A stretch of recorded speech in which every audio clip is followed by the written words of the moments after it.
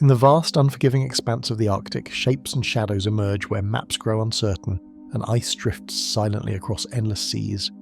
Sailors, pilots and researchers have reported fleeting forms, luminous arcs and massive silhouettes that defy explanation, leaving behind only glimpses, radar traces or sketches in logbooks.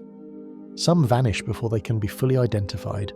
Others linger long enough to provoke intense debate and unease among those who encounter them. As you follow the trails of these unusual sightings, you move alongside patrol vessels slicing through fog-laden channels, traverse frozen cliffs illuminated by the pale Arctic sun, and peer over ice-strewn coastlines where light bends and horizons deceive. Across the Barents Sea, remote research stations, and the far reaches of Novaya Zemlya, each observation offers a fragment of a larger, perplexing puzzle. The Arctic holds its secrets in plain sight, waiting for those who notice the subtle disturbances in ice, shadow and sky. The Barents Sea vertical columns. The Barents Sea has long been a working ocean rather than a romantic one, a cold, heavily monitored expanse bordered by Norway and Russia, crossed by fishing fleets, naval patrols and submarine routes that mattered deeply during the Cold War. Beneath its winter ice and steel-grey surface, depth drops unevenly, currents shift abruptly, and sound behaves in ways that often complicate observation.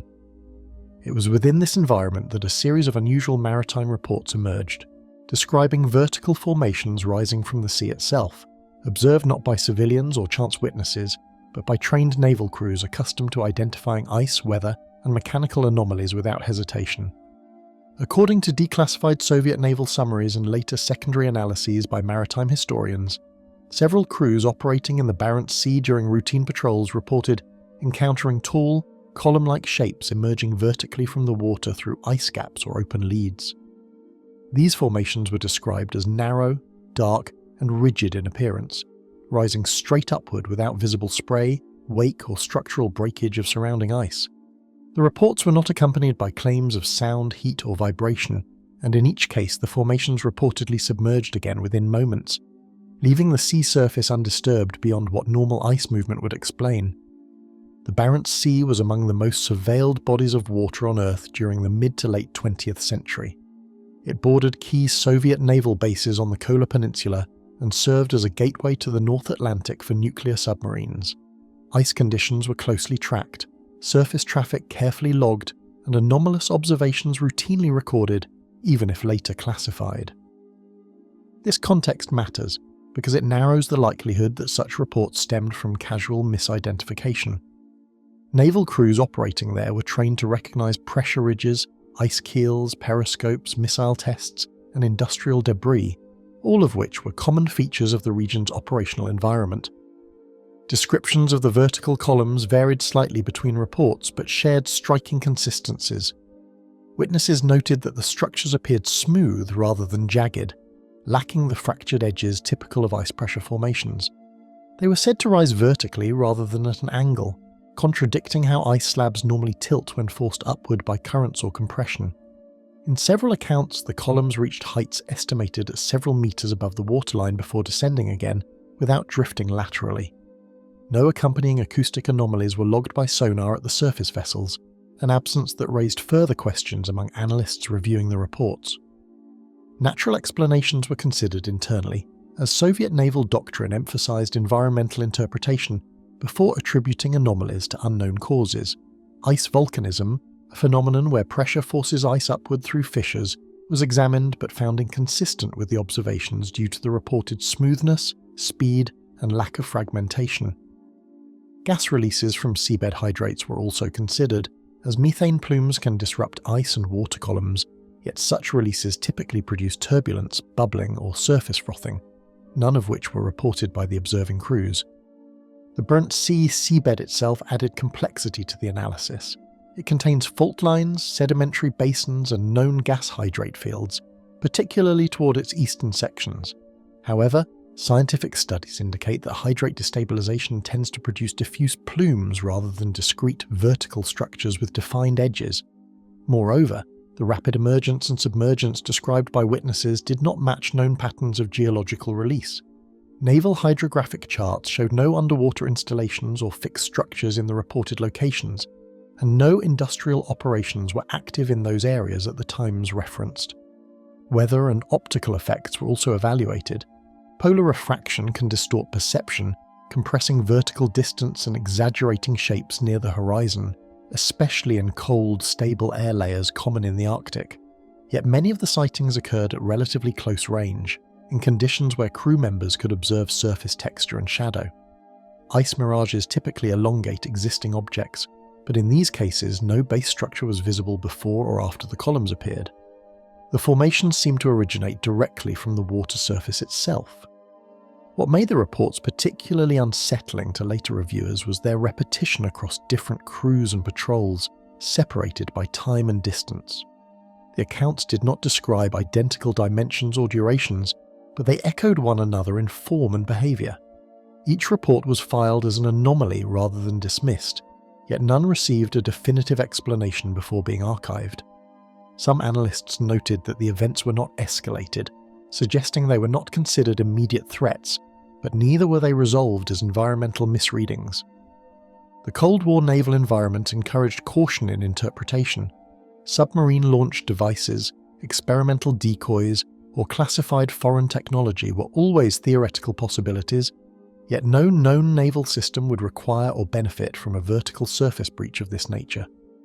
Missile tests produced unmistakable plumes and acoustic signatures. Periscopes and masts were too small and mobile to match the scale described. Even unconventional explanations struggled to fit the observed characteristics without introducing contradictions.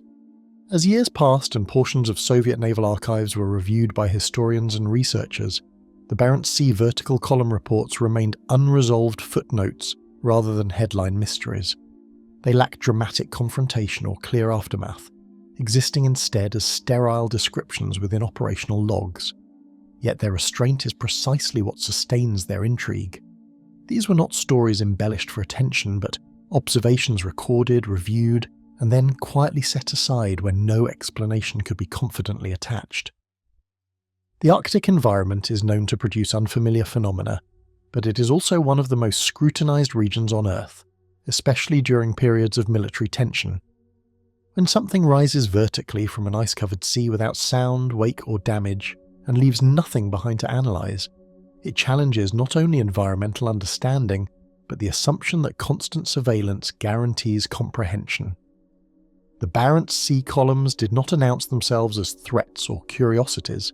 They simply appeared, withdrew, and left experienced observers with no vocabulary sufficient to explain what they had seen. Long after the patrols continued and the logs were filed away, the question persisted beneath the ice of the Barents Sea, waiting quietly where the water once parted and closed again without a trace. The Thule Air Base slow-moving track. Far above the frozen coastline of northwest Greenland, radar arrays swept the polar horizon with quiet precision, watching for movement where almost nothing should move. Thule Air Base, now known as Pituffik Space Base, existed to monitor the approaches over the Arctic, a region once considered the shortest path between rival superpowers during the Cold War. The facility's isolation was deliberate, positioned where long-range radar could scan immense distances uninterrupted by cities or mountains. It was within this disciplined routine of constant surveillance that an unusual report emerged, involving a slow-moving radar track detected not in the air corridors typically watched, but across the ice itself, advancing with a steadiness that resisted immediate classification. Operators stationed at Thule were trained to expect speed, altitude shifts, and clear trajectories, not a signal that crept across the ice with steady patience. The radar systems deployed in the Arctic were designed primarily for early warning, optimized to detect fast-moving aircraft or ballistic objects crossing polar routes. Anything moving too slowly was often dismissed as interference or environmental noise. Yet, this track did not flicker or distort in the manner of transient clutter. It maintained coherence across successive sweeps, forcing operators to continue observing rather than filtering it out as background irregularity, and that persistence alone was enough to place it outside routine expectations. What appeared on the display was not a sudden intrusion, but a slow, deliberate track that advanced minute by minute without climbing or turning like conventional aircraft. Its movement suggested horizontal displacement rather than altitude change, an oddity given the radar's configuration and the expectations of those monitoring it. The signal did not correspond with known flight plans, surface vehicles, or maintenance activity in the region. It appeared where no infrastructure existed and progressed along a path that crossed frozen terrain rather than open water or established routes, challenging the assumptions that normally guided interpretation. Outside the installation, the surrounding landscape stretched into pale emptiness, an ice sheet broken only by distant ridges and shifting coastal shadows. Northwest Greenland is dominated by the Greenland ice sheet, a massive, slow-moving body of ice that reshapes the land beneath it over geological timescales. Surface travel in the region is limited and carefully coordinated, with tracked vehicles leaving unmistakable signatures and moving at predictable speeds. Any object capable of traversing that terrain would normally be accounted for, either visually or through logistical records, yet no such confirmation accompanied the radar observation, leaving operators to rely solely on instrumentation. Within the radar room, procedures took precedence over speculation, and every unusual return was logged with measured language rather than alarm. Operators verified equipment performance, checked adjacent systems, and ensured the signal was not the result of calibration error or atmospheric distortion.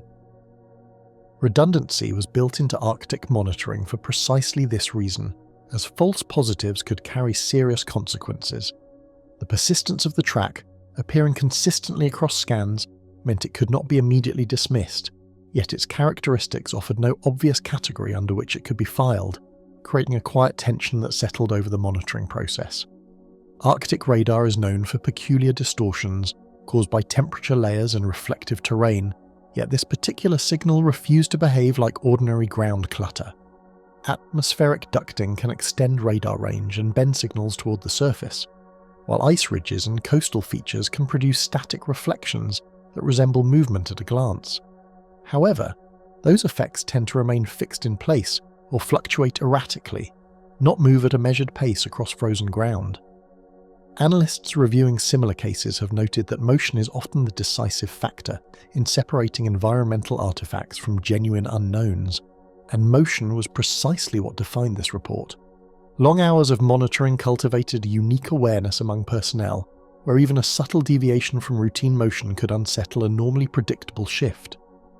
The Arctic environment demands attention to small changes as weather, light, and equipment performance can shift without warning. In that context, a slow-moving anomaly could be more troubling than a fleeting spike simply because it lingered. The track's gradual progress invited scrutiny without offering resolution, occupying attention while never escalating into a clear threat or event that would trigger higher-level response protocols. As the track continued, it neither accelerated nor faded immediately, persisting long enough to challenge expectations before vanishing without a clear endpoint. There was no recorded transition into another form, no abrupt disappearance that might suggest equipment dropout or signal failure. It simply ceased to appear, leaving behind a gap where continuity had existed moments before. No visual sighting accompanied its presence, and no subsequent activity was detected along its apparent path, rendering follow-up verification impossible and reinforcing the ambiguity surrounding the event. The strategic importance of Thule meant that every unidentified return existed within a wider network of surveillance, linking remote Greenland to global defense systems. Information flowed outward from the base, contributing to a broader picture of Arctic awareness maintained by Allied monitoring stations across the Northern Hemisphere. Yet not every anomaly warranted escalation, and many were resolved quietly or archived without conclusion.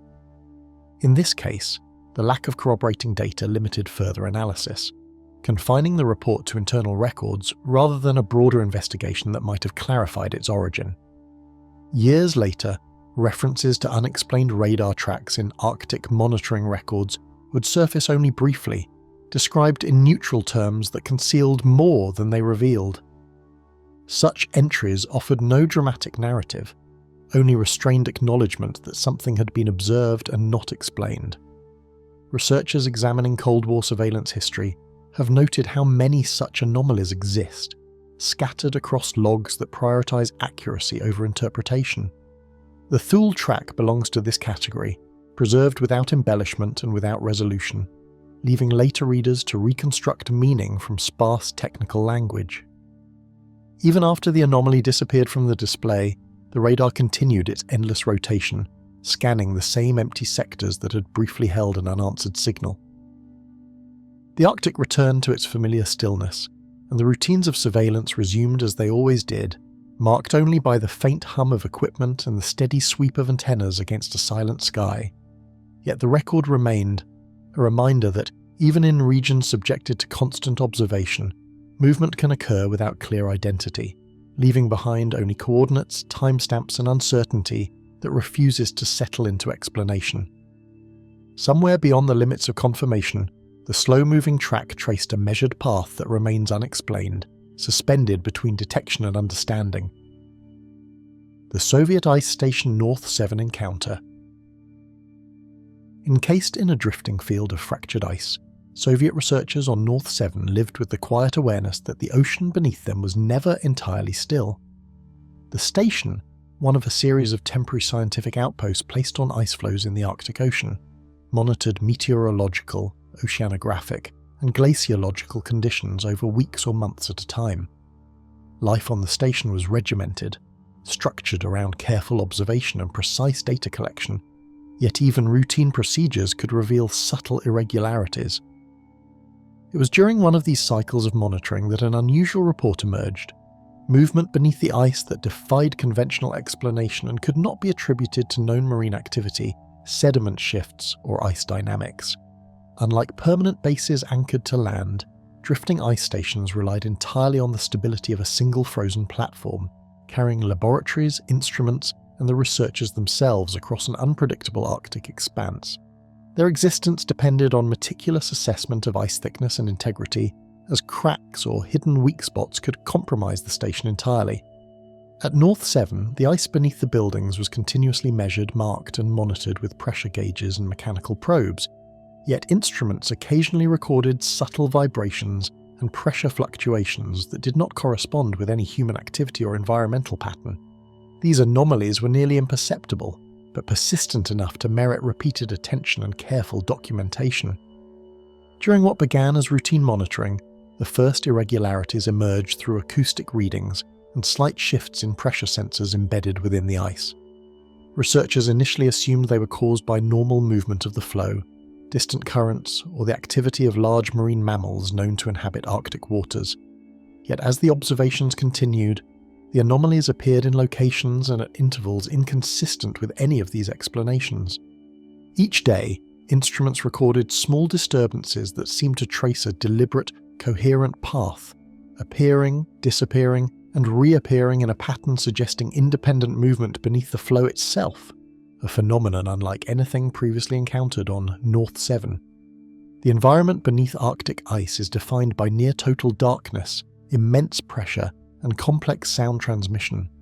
Sound travels farther underwater at polar temperatures, reflecting off layers of ice and stratified water in ways that create subtle echoes capable of deceiving even experienced analysts. North 7's scientists were accustomed to these conditions, and their instruments were calibrated to filter out expected distortions. Still, the anomalies resisted simple categorization, appearing with a regularity that implied intentionality or consistent motion. Each new reading challenged the station's understanding of the ice and ocean beneath them, raising questions that extended beyond ordinary environmental patterns. As days passed, repeated signals appeared at intervals that could not be explained by tides, ice shifting, or local wildlife. Observers began to track these anomalies over time, comparing readings from different instruments and noting the pattern's persistence. What might have been dismissed as random fluctuations at first became a documented phenomenon that demanded scrutiny, prompting adjustments in monitoring schedules and increased attention to small deviations across all sensors. The anomalies were neither rapid nor violent. They moved slowly, deliberately, leaving time for reflection and analysis with every incremental detection. Natural explanations were examined in detail. Ice keels, pressure ridges, and the occasional presence of large marine mammals could account for certain movements, but none matched the full range of the anomalies. Recorded disturbances appeared too consistent and localized to be random, and size estimates inferred from pressure and acoustic data suggested something far larger than the typical Arctic fauna. Analysts also considered under ice currents and gas release from sediments, phenomena known to create temporary motion in the water column, but again the data failed to align precisely with expected patterns, leaving the source unexplained.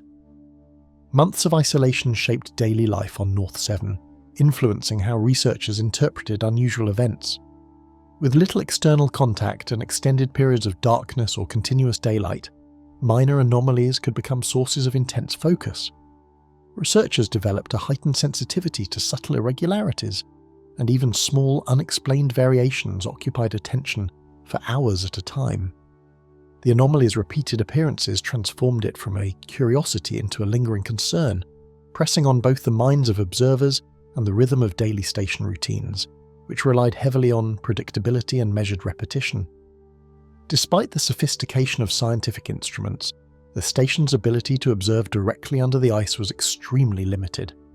Visual confirmation was nearly impossible, and the floating laboratories relied on indirect measurements such as sonar pings, pressure differentials, and acoustic reflections.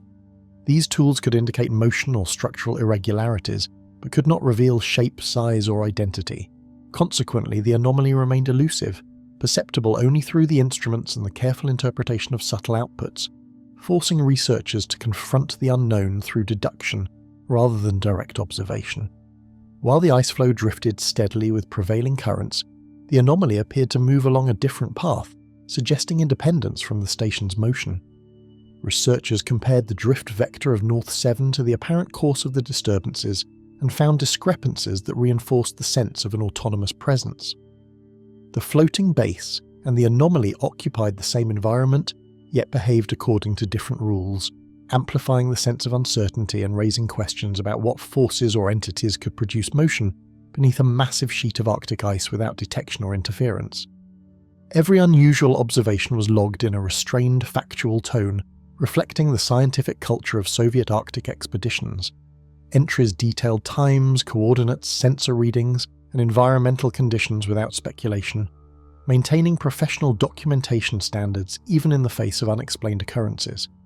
No conclusions were drawn, and the events were archived as anomalies rather than curiosities, leaving future researchers to confront a record that was precise in its measurements but silent on its cause, capturing only the faint echoes of something moving under the ice.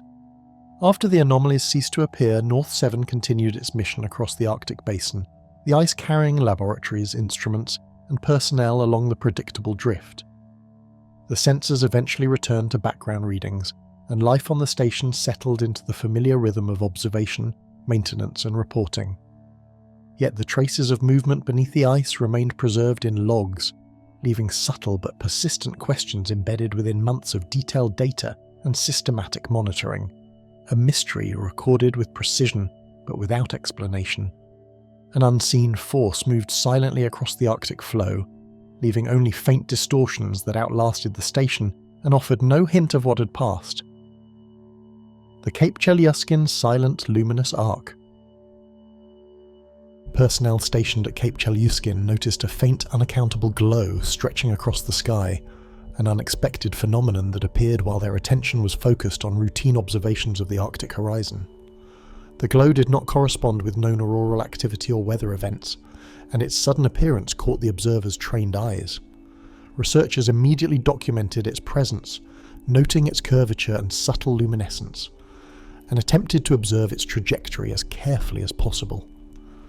Instruments were limited in detecting this kind of atmospheric light, leaving visual observation as the primary method of recording the anomaly. Each appearance was logged in detail, forming the first traces of a phenomenon that defied explanation.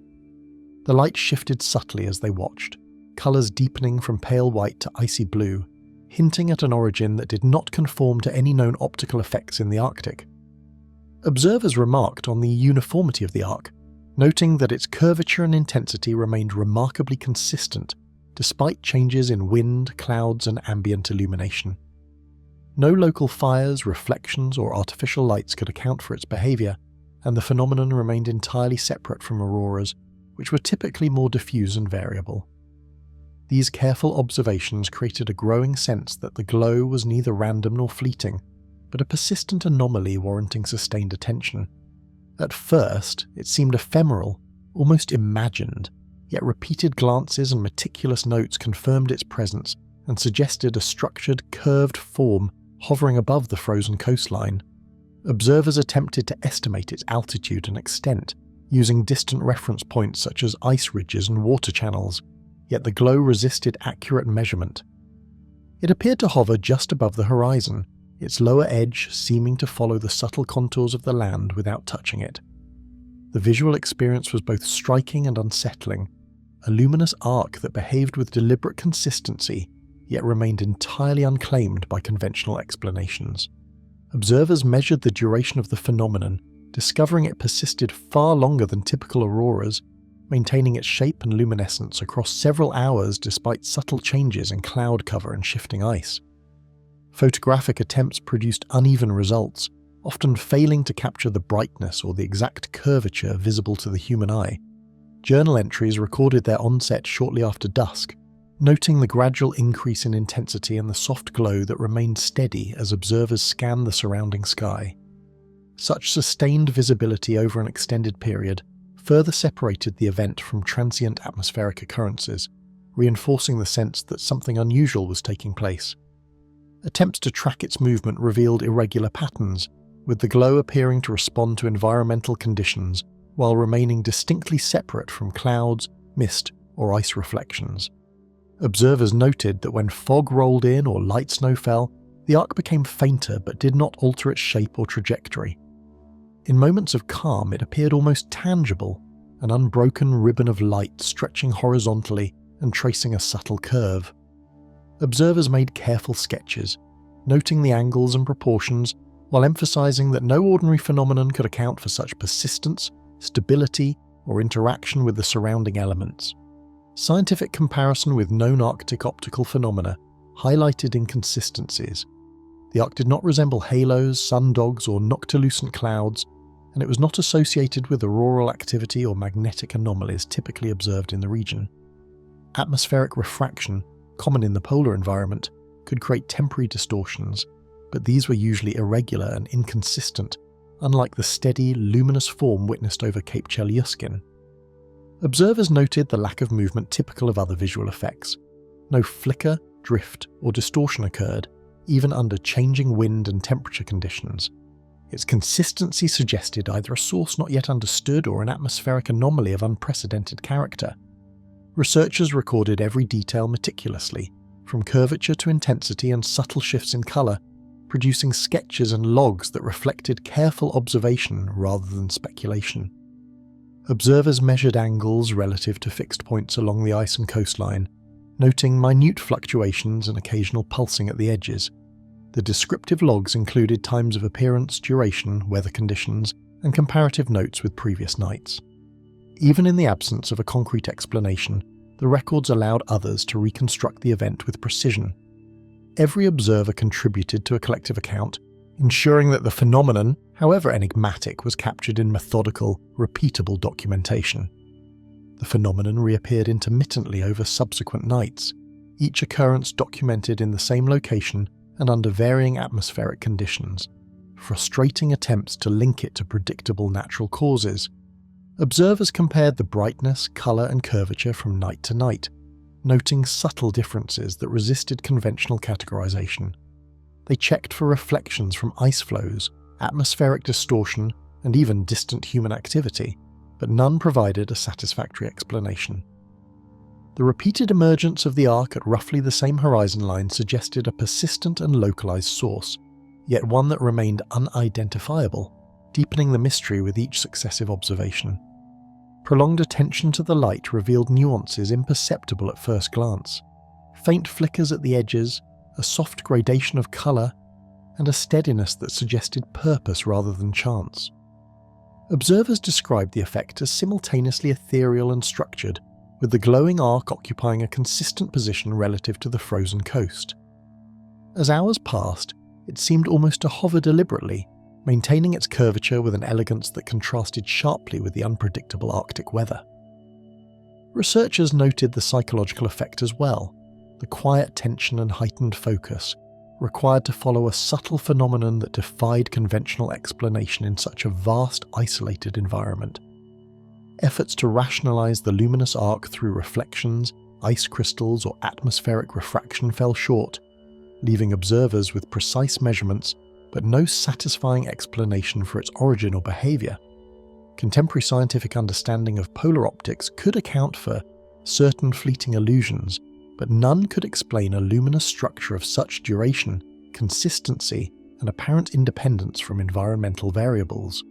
The arc became a recorded anomaly, its existence undeniable yet entirely unclassified, prompting cautious discussion among researchers and careful documentation in station archives. It was both a scientific curiosity and a visual enigma, witnessed but not understood. When the glow finally vanished, only detailed records and sketches remained, testifying to an event observed with care yet unresolved, a phenomenon that left no physical trace beyond the meticulous observation of those who'd seen it. The luminous arc lingered in the memory of the observers, a quiet reminder of how little even experienced researchers could claim to understand about the Arctic sky. Its appearance was fleeting, yet the precision of human observation preserved its details for those who would study the anomaly long after its disappearance. A silent arc had traced the Arctic sky, its source unknown, lingering only in the meticulous records and the minds of those who witnessed it. The Beaufort Sea Subsurface Shadow. During a routine sonar sweep, the research vessel's instruments registered a vast, undefined shadow beneath the icy waters, one that seemed to defy all expectations of marine traffic or known wildlife. Initial readings suggested a mass far larger than the region's largest known mammals, yet the echo did not match the behaviour of pods of whales or seals. Crew members immediately documented every detail, noting depth, movement, and intensity. The anomaly lingered just beyond the range of visual confirmation, leaving only sonar traces for interpretation. Every ping produced more questions than answers, forcing the team to confront the possibility that something entirely unknown occupied the depths below. Cold, dark, and nearly opaque, the Beaufort Sea presented a challenging environment, with shifting ice flows and deep channels that complicated any attempt to interpret sonar readings with certainty.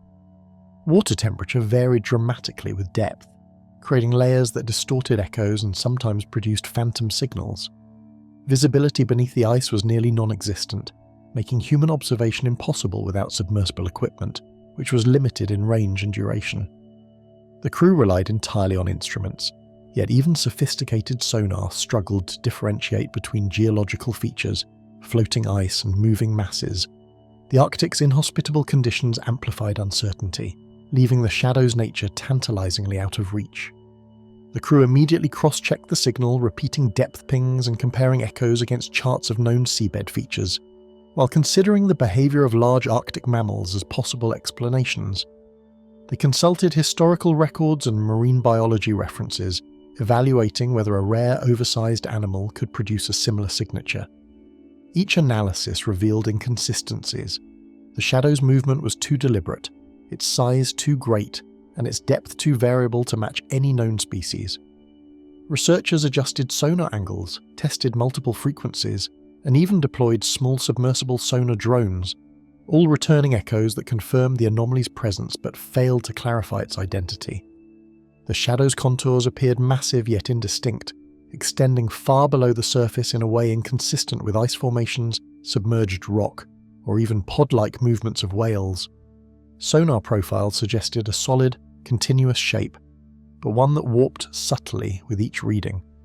The object appeared unusually uniform for a natural formation, lacking jagged edges typical of submerged ice or terrain.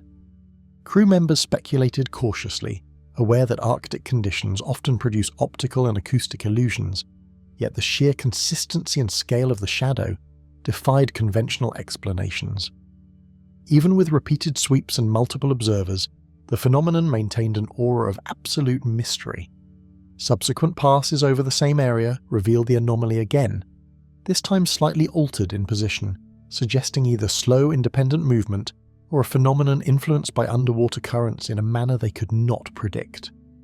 The shadow did not respond as a floating ice chunk might, nor did it follow known current patterns precisely. Instead, it seemed to glide along the seafloor, sometimes descending or rising slightly, creating echoes that shifted incrementally. Crew members noted these movements carefully, marking changes in position and depth on charts, while discussing possible explanations ranging from unusual seabed topography to unknown aquatic lifeforms of extraordinary size. Observers noted that the shadow seemed to interact subtly with its environment, occasionally splitting into faint echoes near thermoclines, yet always maintaining a core presence that remained unidentifiable. Layers of cold and warmer water refracted sonar waves unpredictably, producing secondary blips and ghost signals. The anomaly, however, retained a consistent signature even amid these distortions, reinforcing the sense that it was a tangible, independent entity, rather than a simple artifact of underwater physics. Researchers began to recognize patterns in its persistence and subtle shifts, yet the underlying cause or origin remained hidden beneath the frozen expanse. Even the most advanced sonar instruments were challenged, with signal distortion caused by temperature gradients and ice under surfaces creating false readings that the crew had to painstakingly filter out. Instrument calibration became a daily task, with the team logging environmental variables and systematically eliminating anomalies attributable to known effects. Despite these precautions, the shadow continued to produce readings that resisted categorization. Its presence was verified independently by multiple systems, confirming that it was not a technical error or transient interference. The crew's reliance on imperfect technology became a central element in their growing sense of tension and fascination. Patterns began to emerge after hours of observation, with gradual depth shifts and intermittent intensity changes that resisted correlation with tides, ice drift, or known biological activity. The anomaly descended and ascended in a slow, deliberate rhythm, creating sonar reflections that hinted at the massive, undulating form. Some readings suggested appendages or protrusions, though none could be verified visually. The crew compared nightly logs, noting similarities in depth range, shape distortions, and echo strength. These repeated measurements added precision to the records while simultaneously deepening the mystery, as every attempt at explanation remained inconclusive. Long hours spent monitoring the echo left the crew in a state of tense focus, each ping and reflection magnified in importance as they tried to discern the shadow's true form. Sleep was limited, with shifts of observers maintaining continuous sonar coverage to ensure no movement went unnoticed. The psychological strain of watching something vast, unseen and unknown created a heightened awareness of every sound and vibration aboard the vessel. Conversations shifted toward the impossible. What could inhabit such depths and exhibit behaviour so unlike any recorded marine life? Yet all discussion remained anchored in factual observation, with no assumptions made beyond the data. Historical sonar logs and previous Arctic surveys offered some context, yet nothing matched the size, persistence and unidentifiable nature of the shadow beneath the Barents Sea, deepening the sense of unresolved mystery. While some Arctic expeditions had occasionally reported anomalous sonar readings, none were so clearly documented or repeated over extended observation periods. Researchers cross-referenced their data with published findings, confirming that the phenomenon was exceptional in both scale and clarity. Despite technological verification and careful analysis, the anomaly remained unclassified, an enduring puzzle lodged in the vast, cold depths of the Northern Ocean. Eventually, the anomaly disappeared from the readings as abruptly as it had appeared, leaving only meticulously recorded data and sonar traces that provided no definitive identification for what had lingered beneath the ice. The vessel moved on, and the Barents Sea returned to its normal silent state, yet the memory of the shadow lingered in the minds of the crew. Charts, echo profiles, and logs preserved their presence, offering only indirect evidence and unanswered questions for anyone who might attempt to reconstruct the encounter. A dark presence had drifted unseen beneath the frozen sea, leaving only vague echoes and enduring questions for those who had tracked its passage. The Franz Josef Land station interruption. The first sign came as a sudden silence over the station's primary communication channels, an unanticipated gap that left personnel staring at unresponsive equipment and blinking lights. Normal signals from supply depots, nearby observation points, and weather satellites all vanished simultaneously, leaving only static or completely dead air. Technicians checked connections and power lines, confident that a malfunction would be localized, yet the blackout persisted across multiple redundant systems. The crew logged the anomaly immediately, aware that in this remote environment, any prolonged communication failure could have serious consequences, they were left to confront a disruption that appeared purposeful yet defied explanation. Outside, the Arctic wind howled across snow-covered terrain, but within the station, the absence of normal electronic feedback created an even colder sense of isolation, as if the world beyond had vanished. The usual hum of generators and the faint beeping of monitoring devices contrasted sharply with the dead silence of radio frequencies. Personnel exchanged cautious glances, noting how unusual it was for all systems to fail simultaneously. The station, normally alive with data and constant communication, now felt strangely abandoned. Even the smallest ping or signal anomaly became a focal point, highlighting how reliant the crew had become on instruments and the flow of information. Technicians scrambled to verify circuits, reboot systems, and compare readings across multiple instruments, each attempt revealing either temporary restoration or inconsistent anomalies that deepened the mystery.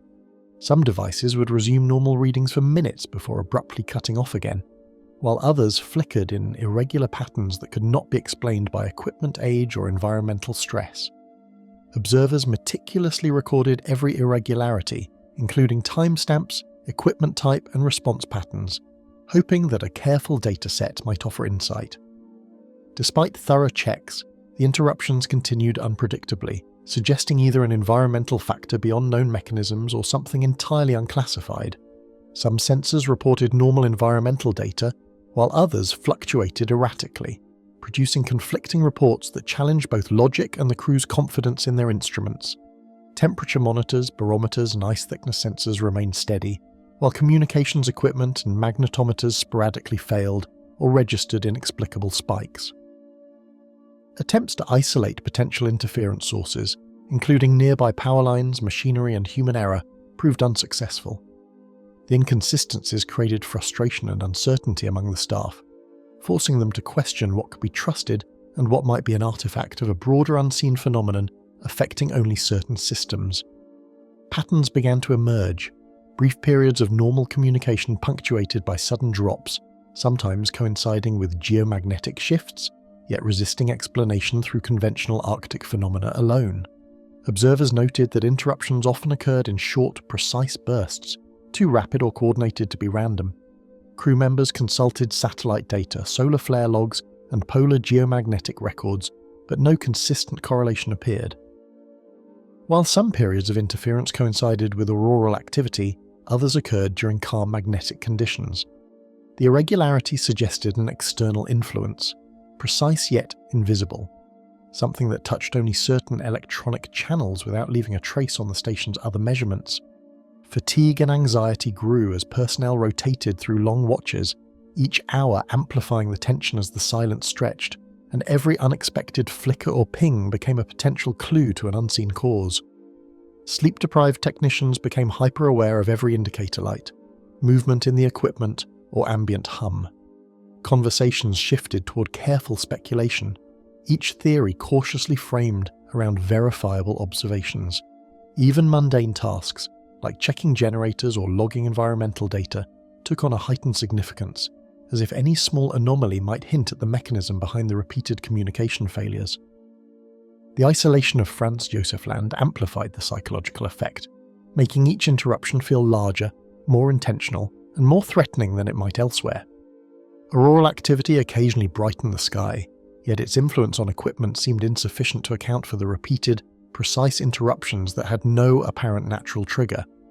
While geomagnetic storms can disrupt communications and navigation, these events typically display irregular timing and duration. Here, the outages appeared sudden and coordinated, as though a single source selectively disabled certain channels. Researchers noted the temporal precision of the interruptions and the consistency of system recovery, indicating an unusual, repeatable phenomenon. Even experienced Arctic technicians found themselves questioning whether they had overlooked a rare environmental effect or were witnessing something that defied conventional science.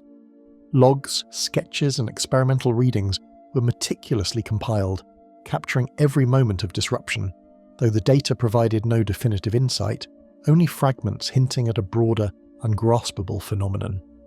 Technicians annotated each event with environmental context, instrument configuration, and observed patterns, creating a dataset of extraordinary detail. They measured signal strength, duration, and latency, alongside magnetometer readings, yet no combination of variables consistently predicted the anomalies. Every attempt to map the interruptions against natural or technical explanations fell short, leaving the logs as an incomplete but irrefutable record of an event that had temporarily reshaped life at the station. Repeated failures suggested the presence of a pattern, subtle yet undeniable, as if something beyond human understanding was interacting intermittently with the station's electronics. Analysts noticed that brief restorations followed a rhythm that did not correspond to mechanical cycling, power surges, or environmental triggers. The timing suggested a deliberate influence or a phenomenon operating according to rules outside human perception. Discussions shifted from technical troubleshooting to careful observation and documentation, with every team member aware that this anomaly could be part of a larger, unrecorded sequence of unexplained Arctic occurrences. Cross-references to historical Arctic station reports revealed isolated but similar episodes of unexplained blackouts, connecting the Franz Josef Land experience to a sparse but puzzling record of northern anomalies. Logs from Soviet and Western expeditions documented brief, unexplained interruptions in communications and instrumentation, though few included precise data. These parallels suggested that the station's interruption was neither unique nor easily categorized, raising the possibility of a recurring but poorly understood phenomenon. The crew took note of these comparisons, emphasizing accuracy and patience. While the interruptions continued to challenge understanding and provoke careful reflection on the limits of knowledge in the high Arctic.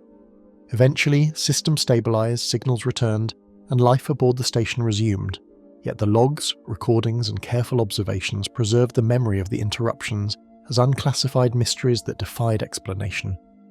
Generators hummed steadily once more, radios returned to normal operation, and satellites reconnected without incident. Yet the experience lingered in the minds of those who had witnessed it, a silent imprint of uncertainty. Every chart, sketch and data file carried the subtle weight of the unknown, leaving personnel to wonder whether the interruptions were the result of an unseen Arctic force, a rare technical anomaly, or a combination of both, permanently unresolved. Silence had passed through the station and the Arctic night, leaving only questions that no instrument could answer. The Wrangel Island Moving Ridge. Reports first reached the team through distant observation posts. A massive ridge appeared to be moving across Wrangel Island, its scale and slow, deliberate motion unlike anything previously documented in the region.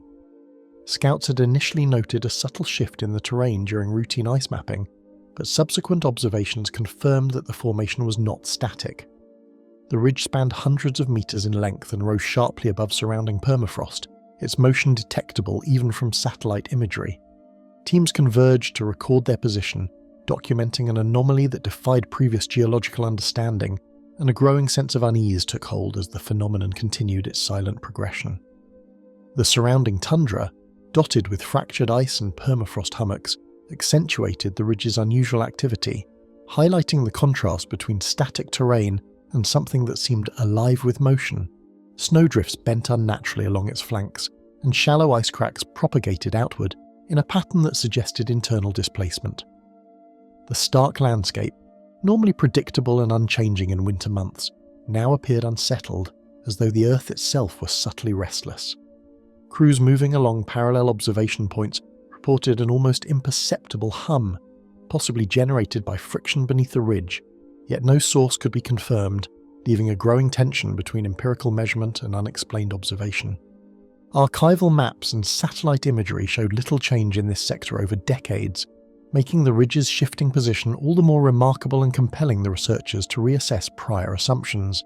Historical surveys noted stable ice formations, minor snowdrifts, and occasional permafrost movement, but nothing resembling the current scale of displacement. Comparisons with recent high-resolution satellite data revealed measurable shifts in the ridge's coordinates over mere hours, an anomaly for terrain that normally changed only over years or decades. Each comparison deepened the sense that this was not a typical glacial or permafrost event, prompting repeated measurements to rule out technical errors. Precise measurements indicated that the formation advanced in irregular spurts, occasionally altering its contour and orientation in ways that defied standard models of glacial or permafrost behaviour. Using surveying equipment, teams recorded sections of the ridge, moving several metres in a single observation period, only to remain static for hours afterward. Its uneven pace, combined with subtle twists and undulations, suggested a mechanism more complex than simple ice creep or frost heave. Surveyors noted that the ridge's leading edges sometimes fractured while central portions remained intact, further complicating analysis and challenging the team to reconcile observation with conventional geological theory. Surface snow and frozen debris reacted unpredictably, splitting and sliding in response to the ridge's gradual displacement, as though influenced by a force that extended beneath the ground itself. Snow ridges buckled along its path, forming temporary crevices and hummocks that seemed to follow no discernible pattern. Loose rocks embedded in frozen ground were lifted or rotated slightly as the ridge advanced, suggesting that movement originated from below the surface. Even small meltwater channels appeared temporarily redirected as the ridge shifted, emphasizing the scale of interaction between the formation and its environment. Field notes repeatedly highlighted the unnatural precision of the shifts, an observation that further unsettled the researchers. Observers deployed GPS trackers and photographic equipment along its length, producing a detailed record of movement that captured subtle shifts while resisting clear explanation. Time-lapse photography confirmed motion, while GPS readings logged minute position changes in intervals too small to be easily noticed on casual inspection. Observers triangulated data points across multiple vantage locations to eliminate error, revealing a pattern that was persistent yet inconsistent. Despite meticulous documentation, no pattern matched known ice dynamics or local geological processes. Each new measurement reinforced both the scale of the anomaly and the limits of current scientific understanding, leaving teams with extensive evidence but few answers. Investigators tested every conventional hypothesis, from permafrost creep to seismic activity, yet none could fully account for the ridge's intermittent motion, direction or scale. Seismographs registered only minor tremors insufficient to explain the formation's movement, while wind and snow accumulation proved too weak to influence mass shifts of this magnitude. Tectonic maps suggested stable bedrock, eliminating sudden uplift as a plausible cause. Even gravitational forces and tidal effects were evaluated, producing negligible correlation. The unexplained movement challenged established geological assumptions, emphasizing that the ridge's behavior was not merely unusual but anomalous, straddling the border between natural phenomena and an unresolved Arctic mystery. Over consecutive days, the ridge's motion was inconsistent, alternating between long pauses and slow, deliberate progression, creating a rhythm that suggested both persistence and unpredictability. Observers noted that some sections advanced while others remained motionless, creating subtle undulations across the formation. Periods of inactivity were followed by spurts of displacement seemingly without an external trigger. The intermittent nature of the measurement complicated the measurement, requiring continuous vigilance to record each shift. The unpredictable rhythm drew attention from scientists accustomed to linear processes, forcing them to acknowledge the limitations of their observational frameworks while highlighting the ridge's unique and confounding behaviour. Explorers approached its edges carefully, mapping its boundaries and walking its flanks, gaining first-hand awareness of the ridge's enormity and the limitations of human perception in the Arctic environment. Cold winds and slippery surfaces made direct study difficult, but careful navigation allowed teams to measure height, slope, and surface texture. Observers described a strange combination of familiar geology and alien movement, noting fissures, fractures, and microslopes that appeared in a constantly evolving pattern. The ridge's scale and motion made it impossible to intuitively predict its behaviour, leaving explorers reliant on instruments and direct observation to capture a phenomenon that challenged the ordinary laws of terrain. Historical records revealed only sparse parallels, fleeting mentions of shifting ice or land anomalies with limited verification, leaving the Wrangell observation among the few well-documented yet unexplained Arctic phenomena. Earlier expeditions noted unusual ice shifts or permafrost cracks, but none provided continuous measurement or photographic evidence. The Wrangell Ridge's documentation stood out for its precision, yet it remained enigmatic, resisting both contemporary and historical explanations. This combination of rarity and verification emphasized the anomaly's significance, suggesting that while moving formations might occur elsewhere in the Arctic, this particular ridge provided an unusually detailed case study of a phenomenon that defied conventional categorization. As observation became impossible from the station's vantage points, the ridge receded into the distance, leaving the team with only detailed logs, photographs, and GPS coordinates to document a phenomenon that refused explanation. Its final position, measured at the edge of visual and instrumental range, confirmed that it had shifted hundreds of meters from its first recorded location. No further observation was possible before the ridge disappeared behind natural undulations in the terrain and seasonal shadows. The team catalogued all available data, fully aware that despite the comprehensive record, the cause and mechanism of the movement remained unresolved, leaving an enduring mystery frozen in both time and Arctic landscape. Its passage had etched a permanent mark across Wrangel Island, a movement no geologist or explorer could fully interpret. The North Pole 2 under ice contact.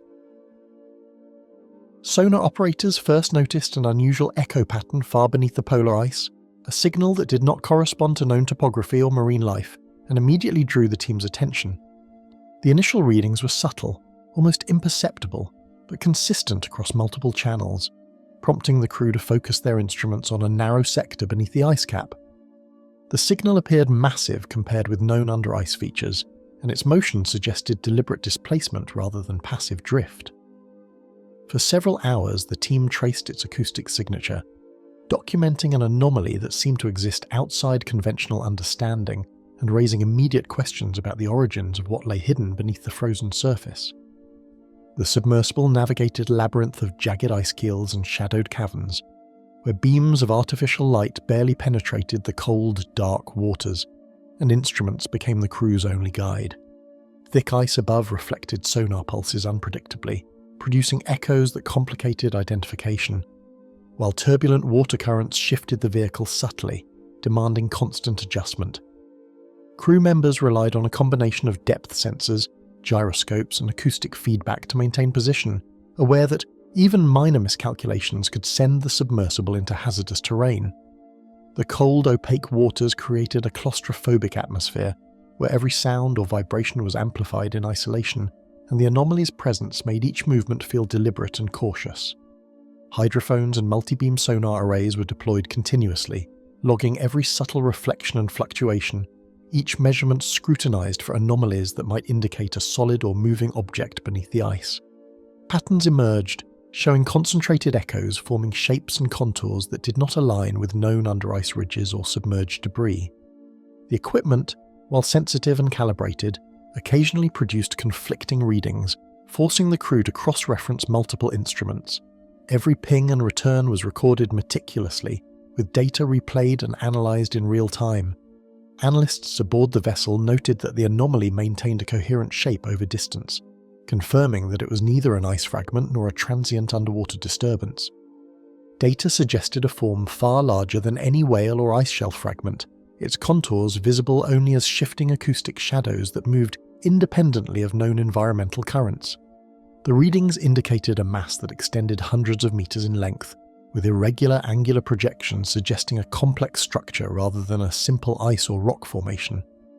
Its trajectory was subtle, almost gliding beneath the water, and repeated scans revealed intermittent acceleration and deceleration patterns, further defying conventional explanations.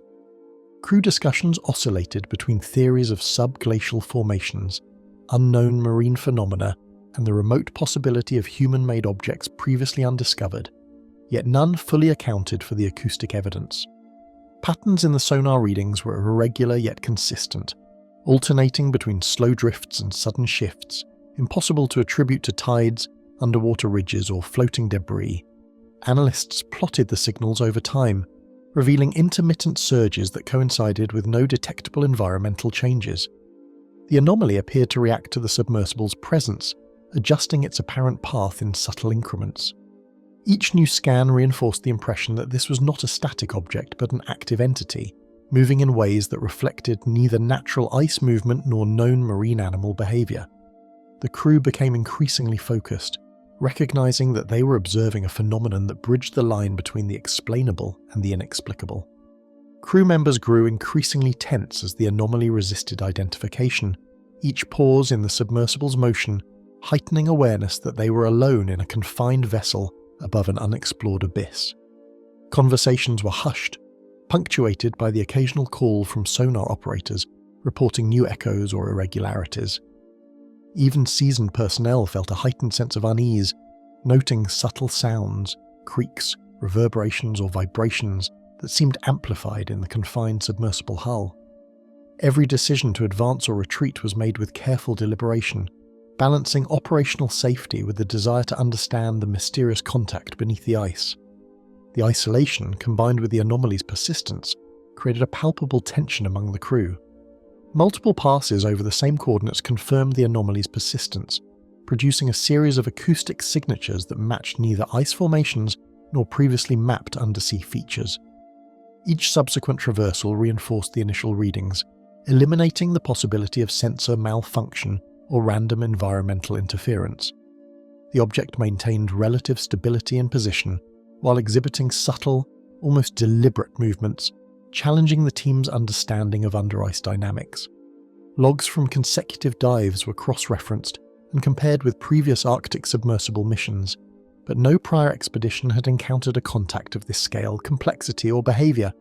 Its persistent signature defied the usual explanations available to the researchers. High-intensity lights and underwater cameras scanned the depths, but the ice canopy above blocked any visual confirmation, leaving the acoustic data as the only evidence of an enigmatic presence. Attempts to illuminate the object revealed only darkness. The ice's thickness and opacity prevented direct observation. While instruments registered a consistent presence, no image could be captured, reinforcing the anomaly's unknowable quality. Crew members documented every effort, aware that future analysis might rely solely on these records. The contrast between the richness of acoustic data and the absence of visual verification deepened the sense of mystery, emphasizing that the Arctic beneath the ice remained an environment where human senses and instruments alike were limited. Archived records from other under-ice surveys did not explain. While minor subglacial formations were noted elsewhere, nothing matched the scale, motion, or persistent patterns recorded by North Pole 2. Historical data from previous polar missions described isolated ice ridges, underwater crevasses, and rare sonar anomalies, but none displayed sustained movement or coherent shape. Even long-term oceanographic monitoring could not account for the magnitude of the acoustic signatures observed. Analysts pored over decades of records, seeking precedents, yet the North Pole 2 detection stood apart both in its clarity and its resistance to conventional explanation, positioning it as one of the most perplexing under-ice phenomena ever recorded.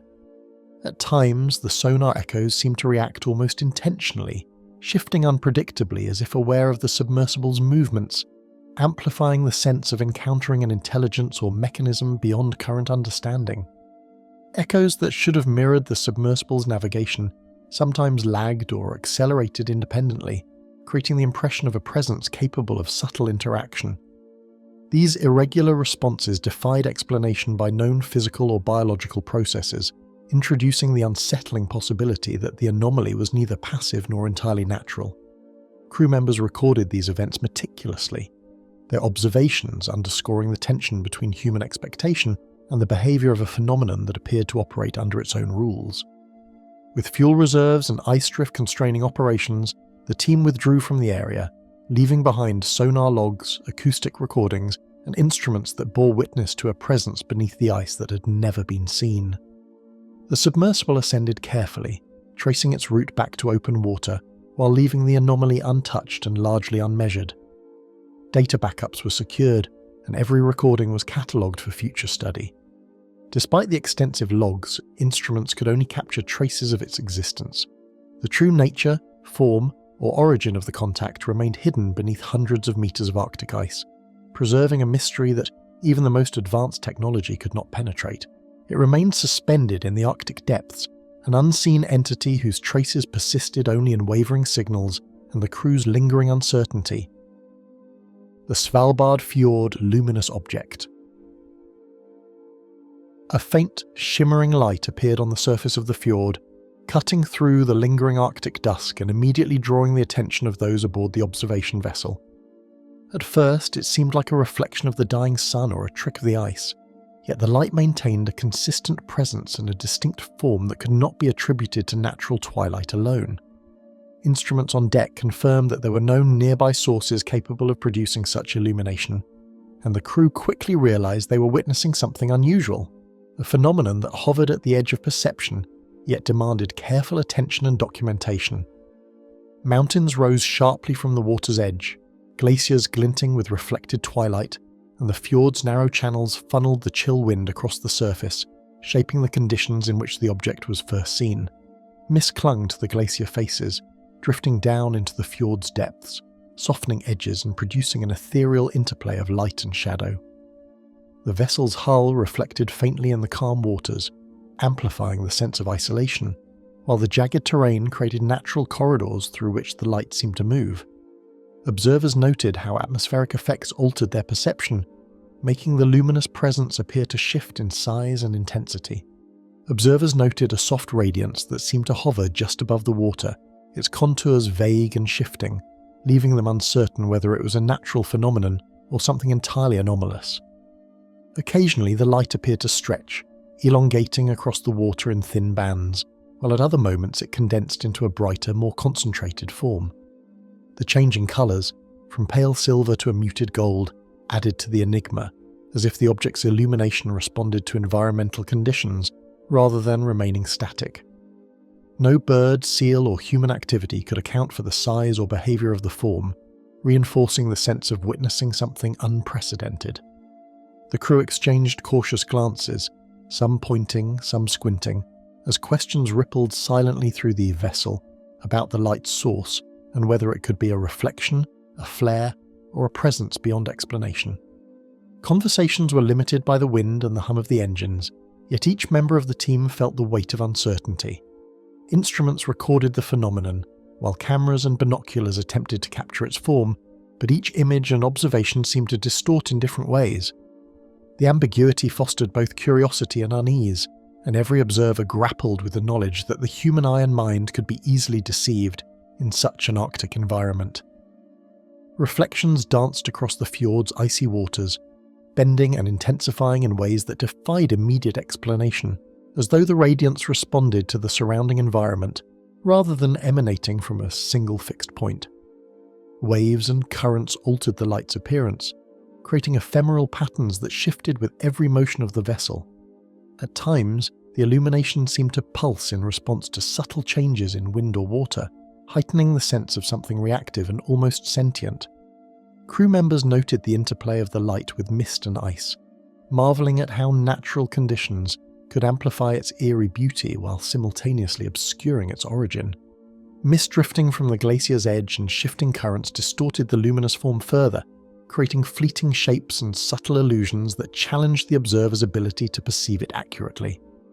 Occasionally the light appeared to split into two separate reflections, then merge again, as if performing a slow, deliberate dance over the water's surface. Shadows cast by nearby cliffs and icebergs produced additional layers of ambiguity, giving the impression that multiple forms were present. Each observer attempted to reconcile the sensory input with recorded data, yet every effort reinforced the mystery rather than clarifying it. The environment itself seemed to participate in the illusion. As hours passed, the radiant presence persisted, prompting repeated observations from different vantage points along the fjord, each attempt reaffirming its existence yet offering no clarity about its nature. Observers circled the vessel, craning their necks and adjusting binoculars while cameras recorded long exposures, capturing faint trails of light that might have been reflections or might have been something more. Weather shifts, including gusts of wind and sudden cloud cover, altered the object's visibility, yet it remained detectable through every change. The persistence of the phenomenon over time suggested it was not a transient reflection or fleeting natural effect, leaving open the possibility of an entirely unexplained source. Observers considered all conventional explanations, from distant ship lights to aurora effects and known bioluminescent marine activity, yet none aligned fully with the form's size, movement, or intensity. Ship traffic was minimal in this isolated fjord, and aurora activity was documented but did not match the object's precise location or shape. Bioluminescence might produce isolated flickers or diffuse patterns, but the measured scale of the light far exceeded any documented Arctic example. Even the interplay of ice and atmospheric optics could not account for the dynamic movement and intermittent flaring observed, leaving scientists and crew members alike at a loss for a conventional explanation. The luminous form would sometimes drift against the wind, flare suddenly or vanish entirely before returning moments later, behaviours inconsistent with anything the crew had encountered in the Arctic environment. The unpredictable shifts heightened the sense that the presence had an agency of its own, responding subtly to environmental factors, or perhaps to the observers themselves. The contrast between intense brightness and sudden disappearance created a visual rhythm that was hypnotic yet disorienting, emphasizing the alien nature of what they were witnessing. Each cycle of movement reinforced the idea that this was not a reflection or ordinary atmospheric light.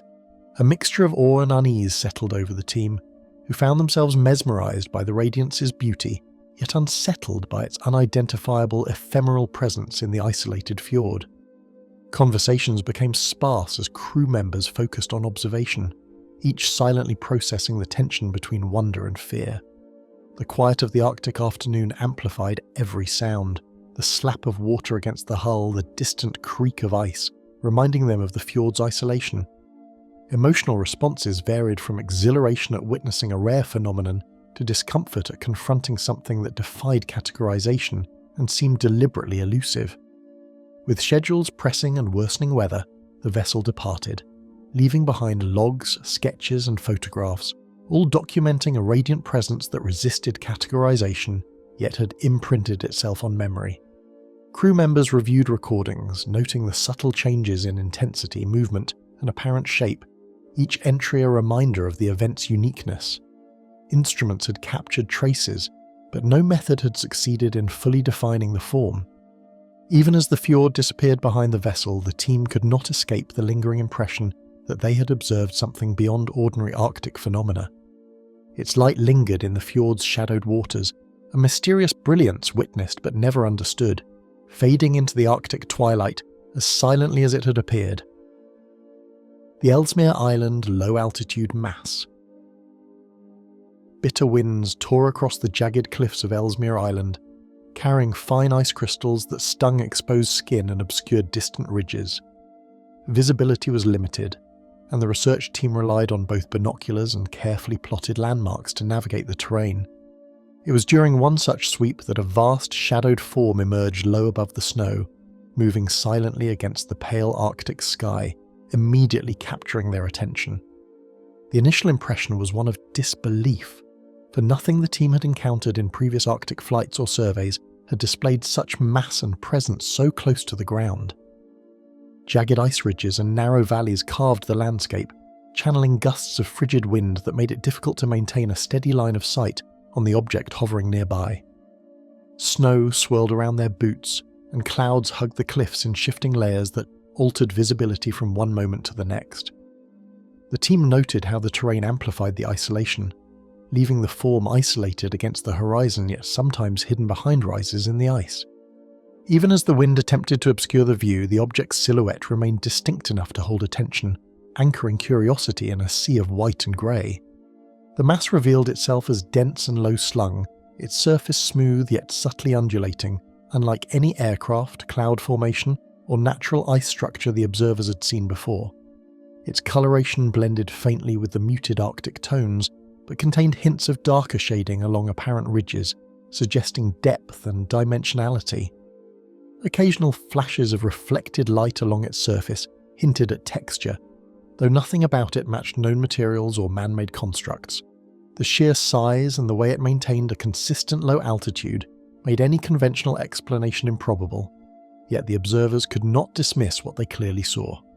Whispers spread among the team as they struggled to reconcile their instruments with what their eyes could discern, each member questioning whether they were witnessing a natural anomaly or something entirely otherworldly. Compasses and altimeters gave no unusual readings, and visual references from nearby cliffs failed to account for the mass's apparent speed and trajectory. As binoculars scanned, subtle changes in the form's edges became apparent as if it were responding to the environment. Tension rose quietly but persistently, an awareness that the Arctic's isolation could amplify both perception and uncertainty. Snow swirled around the hovering form, and the air seemed to ripple with faint currents that defied explanation, as if the object exerted a subtle influence on the environment itself. Fine ice crystals caught in these currents appeared to bend around the mass, forming momentary halos and arcs that vanished as quickly as they emerged. No known wind pattern or thermal effect could account for these localized distortions. The team noted the effect with growing unease. The presence was not merely visual but seemed to interact physically with the surrounding air, producing a phenomenon that was at once delicate and unmistakably anomalous. From moments of distance, the mass drew nearer, revealing a scale that dwarfed any helicopter or research drone and casting elongated shadows that danced across the ice in ways that unsettled the observers. The sheer size became apparent when compared with nearby rock formations. What initially seemed distant now dominated the field of vision. Its movement was unnervingly smooth, almost deliberate, as it hovered low and then shifted laterally with minimal deviation from a straight trajectory. Observers could see subtle shifts along its surface, the play of light hinting at structure and suggesting a presence that was not entirely passive. Attempts to photograph or track the object produced confusing results. Long exposures captured streaks of light, while radar returns were sporadic and inconsistent, leaving researchers with more questions than answers. Camera lenses distorted their edges, sometimes elongating, sometimes compressing them, and radar pings occasionally returned echoes that suggested mass but offered no clear form. Notes and sketches recorded subtle patterns, but nothing produced a consistent depiction of size, shape, or movement. Each attempt to document the phenomenon underscored the uncertainty, amplifying both curiosity and concern among the team. Its movement contradicted all known aerial mechanics, pausing mid-air against the wind, shifting laterally without apparent propulsion, and occasionally condensing into a denser, almost tangible form. No engine noise, rotor effect, or thermal signature was detected, yet the mass maintained remarkable stability even in gusting conditions. Observers speculated quietly about optical illusions, but repeated examinations confirmed the anomalies were real and persistent. The combination of apparent density, proximity, and unpredictable motion challenged every standard expectation of physical behavior for objects in the atmosphere. A mixture of awe and anxiety gripped the team as they processed the impossibility of the encounter, aware that isolation in the Arctic amplified every sense and magnified every anomaly. Even small noises seemed amplified across the ice, and shadows cast by the mass interacted unnaturally with the terrain. Members alternated between watching and recording, each unsure how much to trust their own eyes. Yet every measurement, photograph, and sketch reaffirmed a singular reality: a large, low-altitude object moving with intent, defying conventional explanation and the known limits of natural phenomena. Rising winds and the approaching polar night compelled the observers to retreat, leaving the mass in relative silence, its presence documented only in hastily scribbled notes, blurry photographs, and intermittent radar traces. As the team departed, the form remained visible briefly, hovering near the edge of the ice and then sliding slowly behind a ridge, disappearing from view as if respecting the team's departure. Instruments continued recording until signal loss, capturing fragments of its presence but no definitive evidence. The Arctic's vast emptiness swallowed the object, leaving behind only questions, impressions, and the faint imprint of unease. Even after returning to base, scrutiny of logs and recordings provided no definitive identification, leaving the team to grapple with a form that was real, tangible, and entirely inexplicable. Debriefings reviewed every possibility, from experimental aircraft to atmospheric anomalies, yet none fit the observed behavior. The memory of the mass persisted vividly, each recollection reaffirming its low-altitude presence and unusual interactions with wind and snow. It became a point of quiet fascination and persistent uncertainty, a reminder that the Arctic still held mysteries unapproachable by science alone. Its form remained undefined against the Arctic sky, a low-hanging enigma that challenged perception and vanished as if swallowed by the polar winds. The Laptov Sea Circular Wake. Routine drift charts and ice motion logs rarely attract attention, Yet one anomaly in the Laptev Sea forced observers to pause when a perfect circular disturbance appeared where no vessel had been recorded.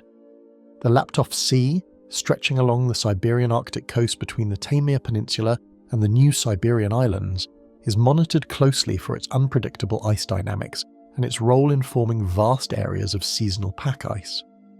Satellite data often reveals cracks, ridges and shifting flows driven by powerful polar winds, but the appearance of a smooth, expanding ring stood apart from typical patterns. Early notes described the feature as a circular wake, though no ship, storm front, or seismic activity coincided with its arrival, leaving only the shape itself as evidence of something unseen. Measured from above, the pattern resembled a widening ring carved into the water, its edges defined by rotating fragments of ice that moved with unexpected precision. Analysts compared the imagery to known eddies formed by ocean currents, yet those usually stretched into irregular spirals rather than near-perfect circles. Observers noted how the surrounding sea surface appeared calmer inside the boundary, as though energy was concentrated along the outer rim rather than distributed across the water. The ring seemed to travel without breaking apart, maintaining its form despite the constant motion that normally tears Arctic ice into chaotic clusters. This unusual stability turned the routine observation into a sustained investigation. Long known for shifting currents and sudden polynyas, the Laptev Sea often reshapes its surface overnight, but documented examples seldom produce such balanced geometry. Oceanographers studying the region have long described how offshore winds push newly formed ice away from the Siberian coast, creating open water areas that freeze and fracture repeatedly. These processes leave jagged edges and unpredictable patterns rather than smooth arcs. Historical records from Arctic expeditions and research vessels mention circular leads only rarely, and even then they lack the symmetry visible in the drifting wake. The anomaly's form raised questions about forces acting below the surface, suggesting motion that might not originate from wind or temperature alone. Tracking lines plotted hour by hour revealed steady migration across open water, suggesting momentum that could not be linked to storms, tides, or visible machinery. The ring moved gradually toward deeper sections of the sea, following no obvious current path yet maintaining a consistent pace. Researchers examined atmospheric data from the same period, noting calm pressure systems and relatively stable wind conditions that should have dispersed such a feature quickly. Instead, the circle persisted, carving a path through scattered ice flows that seemed to reorganize themselves along its edges. Each new set of coordinates deepened the sense that the phenomenon behaved independently of the environment surrounding it. Silence dominated the surrounding horizon, broken only by the creak of pack ice and distant waves, reinforcing the absence of any craft capable of leaving such a mark. Crews stationed on nearby vessels reported no unusual engine noise or radar contacts, and maritime logs from the region showed no icebreakers operating in the vicinity. Acoustic monitoring equipment, often used to track marine mammals or submarine activity, failed to register any distinct mechanical signatures beneath the water. This lack of sound stood in contrast to the visible disturbance, intensifying the mystery by removing one of the most common explanations for surface wakes in polar seas. From satellite imagery to shipboard binoculars, each perspective described the formation differently, as though the disturbance altered its appearance depending on distance and angle. High-resolution images showed a defined boundary, while closer observations revealed smaller spirals rotating along the outer edge, like fragments caught in a slow whirlpool. The variation suggested complex interactions between currents and ice density, yet none of the models fully replicated the uniform shape. Observers debated whether changing light conditions across the Arctic sky might exaggerate certain features, but even when accounting for glare and shadow, the circular form remained unmistakable. Edges of the circular wake behaved almost like boundaries, guiding floating ice into curved alignments that held together longer than natural eddies typically allow. Ice flows approaching the perimeter slowed slightly before sliding along its arc, creating the impression of an invisible track beneath the surface. Oceanographers compared the motion to rotational currents that form around submerged ridges or thermal gradients, though available maps showed no significant underwater structures at the location. The persistence of this boundary effect suggested forces acting below the visible layer, yet without direct measurement tools in the immediate area, conclusions remained tentative. Wind-driven ridges approaching the ring slowed and curved away, creating the unsettling impression that an unseen presence beneath the water redirected their movement. Normally, Arctic winds scatter loose ice across vast distances, breaking patterns apart within hours, but the circular wake resisted that disruption. Even as weather conditions shifted slightly, the ring maintained coherence, its edges flexing rather than collapsing. Observers described the experience as watching currents flow around an object that could not be seen, an interaction that defied easy explanation while remaining grounded in measurable changes to the sea surface.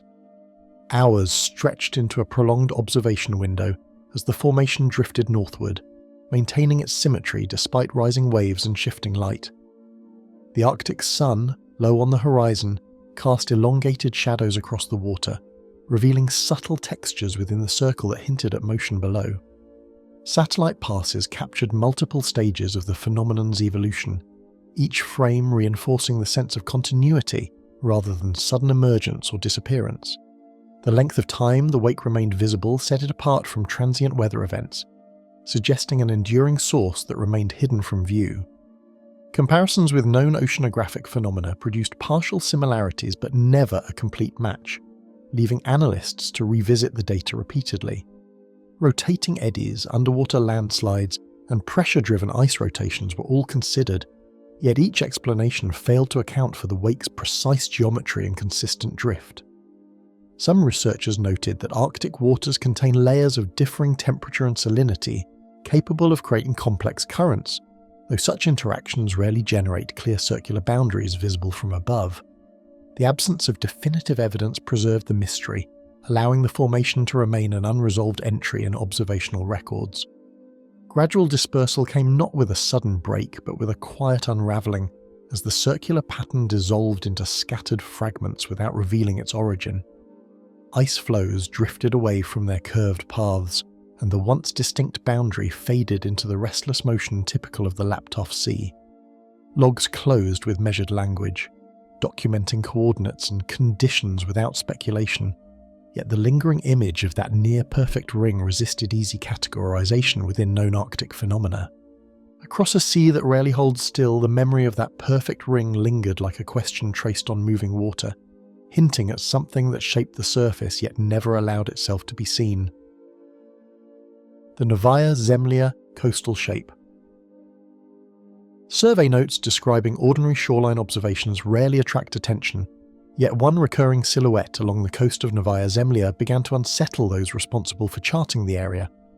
The archipelago, stretching between the Barents and Kara Seas, has long been known for severe weather, fractured ice fields, and coastal ridges that appear and vanish depending on visibility. Within routine documentation, observers mentioned an unfamiliar coastal shape that did not align with known features on nautical charts. It appeared intermittently along a stretch of rugged shoreline, sometimes faint, sometimes sharply defined, but always difficult to interpret. No vessel approached it, and no sound accompanied its presence, leaving only the quiet persistence of the form itself, recorded in brief, cautious language. Jagged cliffs and fractured ice shelves define much of this remote Arctic archipelago, where shifting light often reshapes the horizon into unfamiliar forms.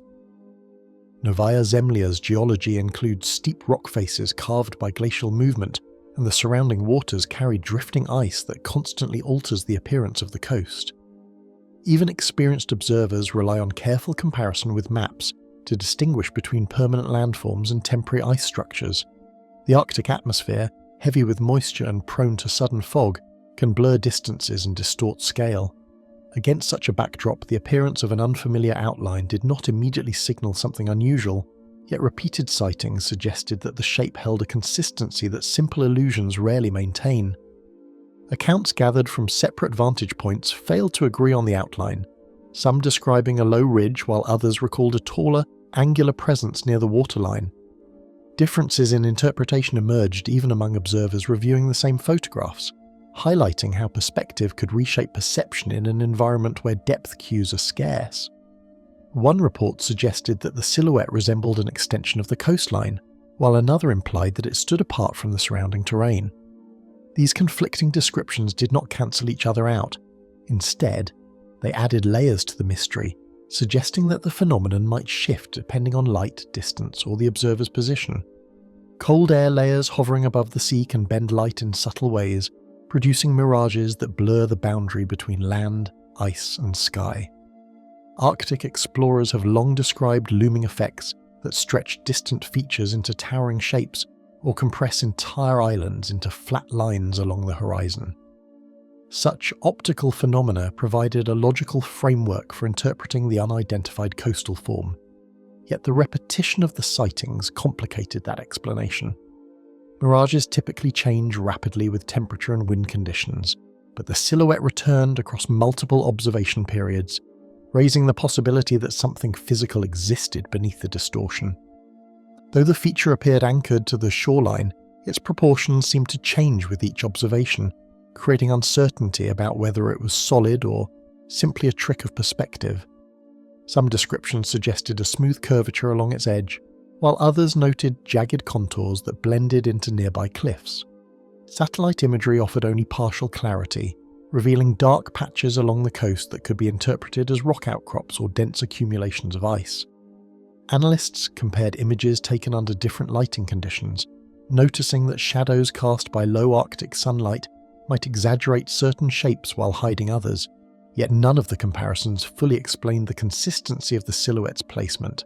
Historical records of exploration around Novaya Zemlya reveal a long tradition of misidentified landforms, shaped by fog banks and rapidly shifting Arctic weather. Early expeditions often reported phantom islands or unexpected coastal features that later proved to be optical illusions or temporary ice formations. These precedents encouraged a cautious approach to interpreting the unidentified shape, reminding observers that the Arctic horizon has a history of deceiving even seasoned navigators. Still, the recurring appearance of the silhouette distinguished it from fleeting illusions described in earlier accounts, suggesting a more persistent presence along the coast. Seen from a higher altitude, the coastal outline stretched farther than expected, merging with darker shadows cast across the water by steep rock faces. Aerial perspectives revealed that the shape did not stand alone but appeared integrated into a broader pattern of light and shadow along the shoreline. From certain angles, it seemed to extend into the sea, creating the impression of a structure rising from beneath the surface, while from others it blended seamlessly with natural formations.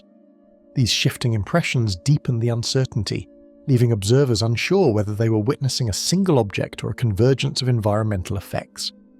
Floating ice drifting close to shore traced faint curves that echoed the silhouette, suggesting some interaction between sea conditions and the mysterious form. As tides shifted and currents moved through narrow coastal channels, fragments of ice gathered along invisible boundaries, creating patterns that paralleled the outline described in reports. Oceanographic studies of the region note complex interactions between wind-driven currents and submerged ridges, capable of shaping surface ice in unexpected ways. Yet even when accounting for these processes, the alignment between the drifting ice and the unidentified silhouette felt too precise to dismiss entirely. Careful comparison with geological maps produced only partial matches, leaving analysts uncertain whether erosion, ice buildup, or something less understood was responsible. Known rock formations along the Novaya Zemlya coast did not fully correspond to the reported position of the shape, and bathymetric data revealed no obvious underwater structure that could explain its consistent placement. Researchers revisited older charts and satellite archives, searching for traces of the silhouette in past imagery, but the results remained inconclusive. Each attempt to classify the phenomenon as natural or artificial ended in uncertainty, reinforcing the quiet tension that surrounded the observations. Quiet conversations among observers revealed an unease that extended beyond scientific curiosity, as repeated sightings resisted easy classification. The Arctic environment demands precision, and unexplained details within official records can carry weight even when they appear minor. Some described a lingering sense that the coastline itself was concealing something just beyond clear recognition, a form that existed only under specific combinations of light and atmosphere. Without definitive measurements, the silhouette remained a subject of cautious discussion rather than open speculation, preserved in reports that emphasized observation over interpretation. Heavy cloud cover rolled in without warning, erasing the outline from view and returning the coastline to an appearance that felt strangely incomplete.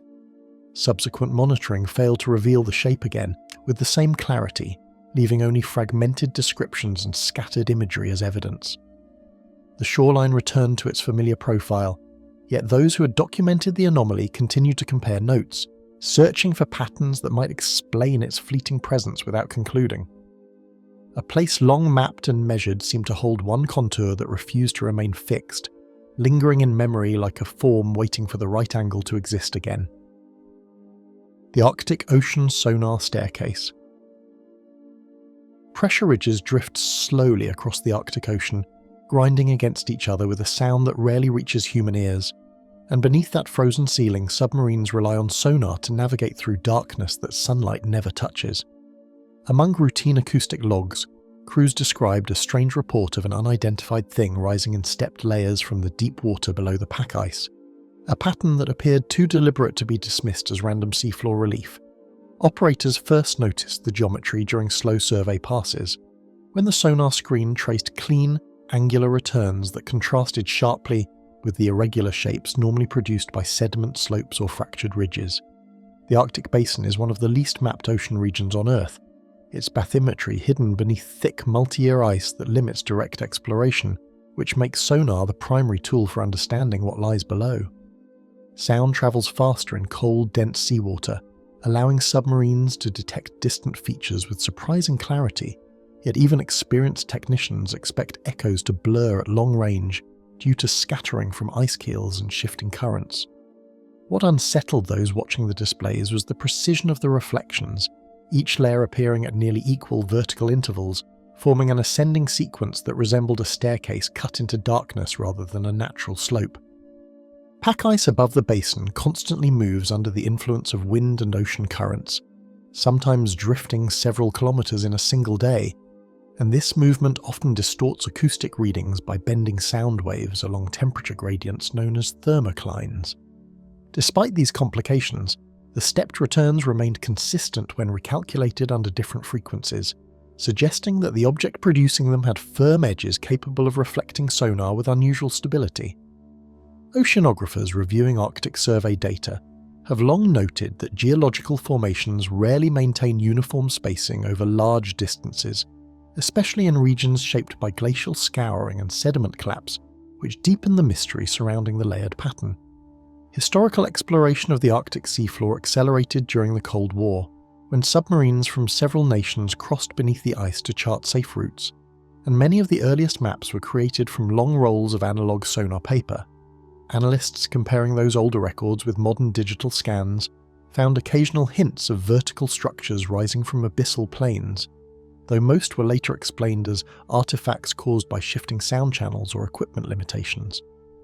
The sonar staircase differed because it appeared repeatedly across multiple passes, its outline sharpening rather than dissolving when viewed from different headings, as though the feature possessed a defined geometry that resisted the usual acoustic distortions of polar waters.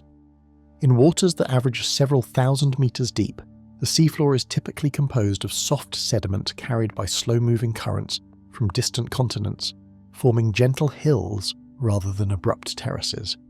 Geological studies of Arctic ridges such as the Lomonosov Ridge and the GIUK Ridge reveal complex fault lines created by tectonic activity, yet even these formations display irregular contours shaped by millions of years of pressure and erosion. The staircase echoes seemed disconnected from these known structures, rising from otherwise featureless terrain and producing a shadow that extended upward into the water column, an acoustic void suggesting vertical mass rather than flat terrain. Submarine crews are trained to treat unknown sonar contacts with caution, particularly beneath thick ice where maneuvering room is limited and surfacing may be impossible. During slow approach runs, the layered formation appeared to change slightly in elevation between scans, though the movement was subtle enough to escape immediate detection, becoming noticeable only when comparing stored images side by side. Some operators suggested that drifting ice pressure could compress the water column and create illusions of motion, yet environmental readings showed no sudden temperature shifts or salinity changes that would normally accompany such distortions. Arctic waters support a range of marine life adapted to extreme cold, including whales that use low-frequency calls capable of travelling across vast distances, and biologists have occasionally mistaken animal movements for mechanical echoes on sonar displays. The staircase returns, however, lacked the fluid signatures associated with living creatures, instead reflecting sound in hard, flat planes that produced crisp lines on the screen. Passive listening modes captured faint reverberations that lingered longer than expected, as if the terraces redirected sound waves downward before releasing them in delayed echoes, a phenomenon that technicians struggled to reproduce in controlled simulations. Ice thickness above the anomaly was estimated to exceed several meters, composed of layered sea ice that had survived multiple winters and trapped air pockets capable of scattering acoustic signals. Satellite imagery offers only limited insight into what occurs beneath such ice, leaving submariners reliant on instruments that translate invisible vibrations into shapes and distances. Each new path seemed to confirm the presence of ascending levels, and yet attempts to map their full extent failed, as if the formation existed just beyond the boundary of any single survey, always partially revealed but never fully defined. Magnetic readings taken during some patrols hinted at slight deviations from expected values, though the Arctic is known for localized anomalies caused by variations in the Earth's crust, making it difficult to link those changes directly to the staircase. Engineers noted occasional fluctuations in navigation systems when vessels passed near the area, but similar disturbances have been documented around known geological features, leaving the question unresolved. The combination of precise geometry and uncertain origin placed the anomaly in an uneasy category between natural formation and unidentified object, a classification that lingered in technical reports without definitive explanation. Over time, the sonar staircase became one of many curious entries in the broader record of Arctic exploration, mentioned briefly in discussions about unusual acoustic signatures, but rarely examined in depth due to the challenges of returning to the exact location under constantly shifting ice. Modern mapping initiatives using autonomous underwater vehicles continue to refine knowledge of the Arctic basin, yet vast stretches remain unexplored, preserving the possibility that structures unlike anything previously catalogued may exist far below the frozen surface. The final archived scan showed a faint additional layer forming above the others, rising slowly toward the ice as if the staircase itself had taken another step upward. The Kola Peninsula ground deformation. Snow lay across the tundra in a uniform, unbroken sheet, yet surveyors recorded a series of compressed corridors that had appeared overnight with no footprints, tyre marks, or signs of disturbance. Observers described them as narrow paths, consistently flat and sharply defined, stretching across the frozen expanse of the Kola Peninsula. The isolation of the region, coupled with its sparse human presence, made the sudden appearance of these depressions particularly perplexing. Early documentation noted the lack of any displacement or debris, a curious absence in a landscape where even the slightest weight usually leaves telltale traces on the snow or underlying frost. The permafrost beneath the Kola Peninsula remains frozen for most of the year, a brittle layer that responds to temperature and pressure in ways that can create cracks or heaves, but never such ordered impressions across open snowfields. Scientific studies of northern Russia have long detailed the seasonal freeze-thaw cycles, during which ice lenses expand and contract, occasionally cracking the surface or lifting shallow soil. Yet the corridors showed no irregular fractures, no upheaval, and no evidence of uneven melting. Even the most extreme frost heave events leave scattered debris or chaotic patterns, while the observed formations maintained straight, uninterrupted continuity over tens of meters in some cases. Early morning inspections revealed subtle density differences in the snow along the corridors, prompting geologists to set up stakes and take repeated measurements over the following hours. Standard surveying tools, including GPS markers and snow depth probes, confirmed that the depressions were real and consistent, rather than optical illusions or transient snowdrift. Technicians carefully logged temperature, humidity, and wind data, hoping to correlate environmental changes with the phenomenon. Nothing in the readings suggested a natural cause capable of producing such uniform paths within the brief window of observation, leaving teams cautiously intrigued and unsettled. Each path stretched in a straight, unnerving line, flanked by untouched snow that betrayed no weight or friction, and their uniform width suggested a force that moved evenly without leaving conventional traces. The corridors ranged from a few tens of centimeters to over a meter in width, all with surprisingly smooth edges, as though a precise instrument or entity had pressed through the snow without disruption. In several places, two parallel depressions appeared close together, separated by unaltered snow, implying motion that was controlled and deliberate. Geologists noted that no known terrestrial process naturally produces lines this straight and consistent across freshly fallen snow. Wind-driven snow and natural frost heave were considered first, yet meteorological logs indicated calm conditions and temperatures that should have preserved only irregular shallow patterns, not the smooth corridors now mapped across kilometers of terrain. The Arctic winter is notorious for violent winds capable of shaping drifts, but the recorded direction and speed during the days in question were insufficient to create any pattern resembling the observed formations. Similarly, frost heave often creates uneven mounds or scattered cracking, leaving a chaotic signature that contrasts sharply with the linear, parallel depressions found here. Twilight stretched long over the peninsula, elongating shadows and giving the surface a shifting texture that made it difficult to determine exactly when the compressions had formed, yet the uniformity of the marks left little doubt they were recent. In the hours before dawn, the sun barely touched the horizon, casting weak light that accentuated minor variations in snow surface density. Survey teams relied on these low-angle shadows to estimate depth and shape, finding that each corridor was remarkably even. Despite the deceptive visual effects of the dim light, repeated measurements confirmed the anomalies were genuine, raising questions about how they could form without visible force or cause. Probes into the underlying permafrost revealed subtle density shifts beneath the snow, suggesting a source of pressure that might have travelled below the surface, moving silently and leaving no sign above. Cryologists note that ice lenses within permafrost can sometimes expand unevenly, yet such expansions are irregular and rarely produce uniform linear depressions. Geologists considered the possibility of subsurface gas pockets or minor shifts in ground ice, but these phenomena normally leave fractures or uneven sinking which were absent along the polar corridors. The suggestion that the movement originated beneath the snow provided a plausible avenue for investigation but deepened the mystery, as it implied a hidden mechanism beyond ordinary observation. Further surveys uncovered additional corridors running parallel but not identical to the first, forming a network of aligned depressions that hinted at motion across the landscape rather than random localized events. The spacing between these parallel tracks varied slightly, yet each maintained a precise width and smooth edges, as if following an unseen template. Snow compaction measurements indicated consistent pressure across each path, reinforcing the impression that a coherent force had travelled across the frozen ground. The distribution of the corridors suggested a systemic pattern rather than a single isolated occurrence, implying an unknown agent capable of traversing long stretches of inhospitable terrain without leaving conventional evidence.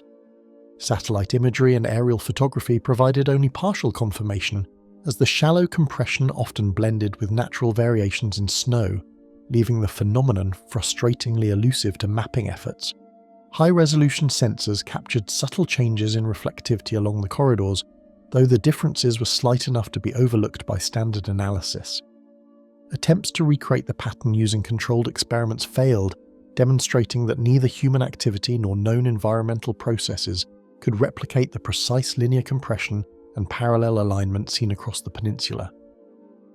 As days passed, wind began to erase the most visible impressions, yet subtle variations remained detectable to those probing the deeper layers, remnants of a presence that had passed without announcement.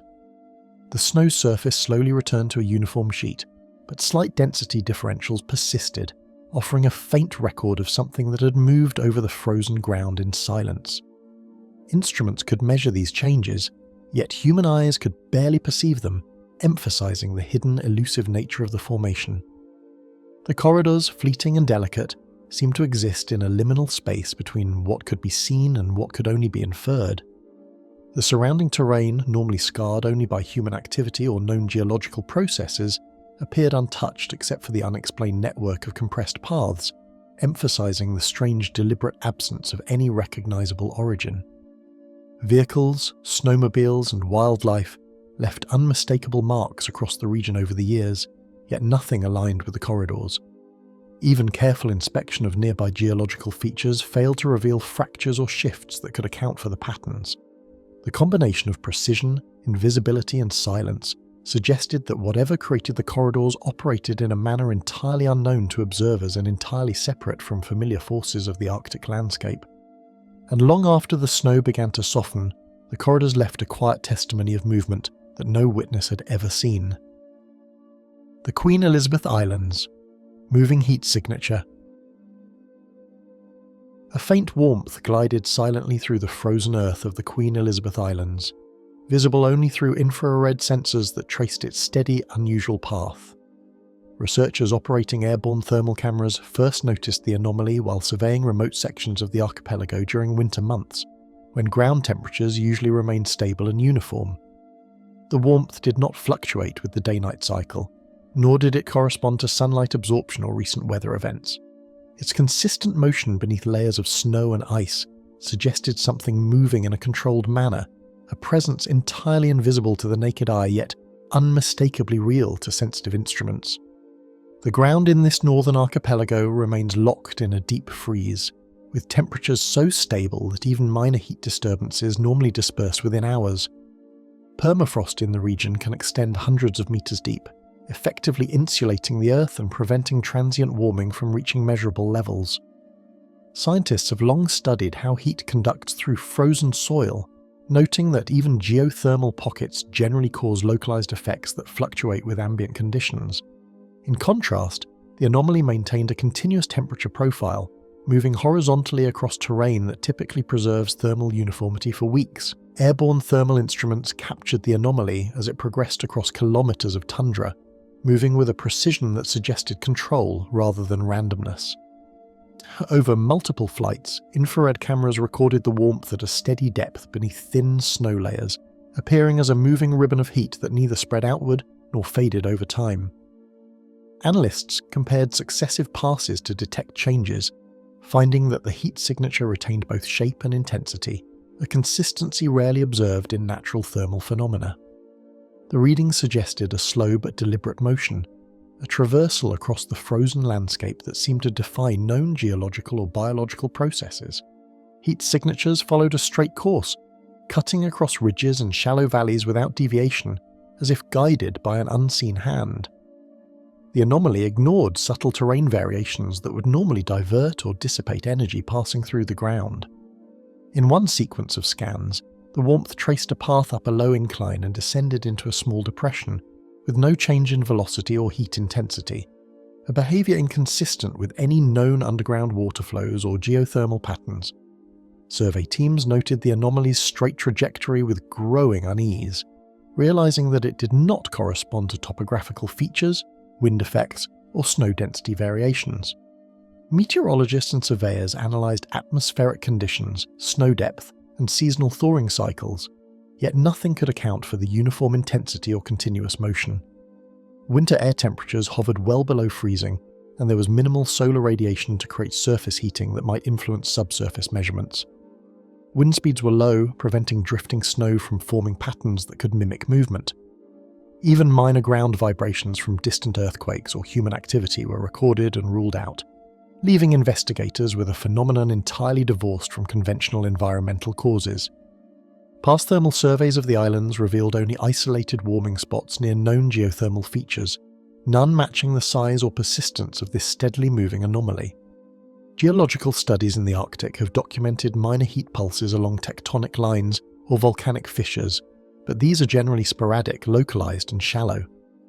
The warmth observed over the Queen Elizabeth Islands, however, spanned hundreds of meters in length at depth, maintaining both shape and intensity in a way that defied previous experience. Historical satellite data were re-examined, showing no prior events that matched the smooth linear progression recorded during the current anomaly. Models considering subsurface water flow, volcanic activity, or gradual frost shifts all fell short, unable to replicate the depth, speed, or smooth trajectory detected by sensors. Engineers calculated the heat's propagation and found that known water channels would have dissipated warmth rapidly, while tectonic or volcanic sources would have caused localized bulging or seismic signatures, none of which were observed. Attempts to recreate similar infrared readings through controlled experiments in nearby permafrost soils failed to generate anything resembling the anomaly. The result was an object moving beneath frozen ground that obeyed neither natural nor engineered patterns. The breadth of the heat plume suggested an entity far larger than any Arctic animal or known geological process, silently traversing ground that should reveal its passage. Thermal intensity implied a substantial mass generating energy over a wide area, yet no surface traces such as snow displacement or melting were visible. Wildlife monitoring in the region recorded no unusual animal activity, and drone surveys captured nothing above the snow, reinforcing the sense that whatever created the heat was entirely subterranean. Its size, speed, and stealth challenged all conventional understanding of Arctic subsurface activity.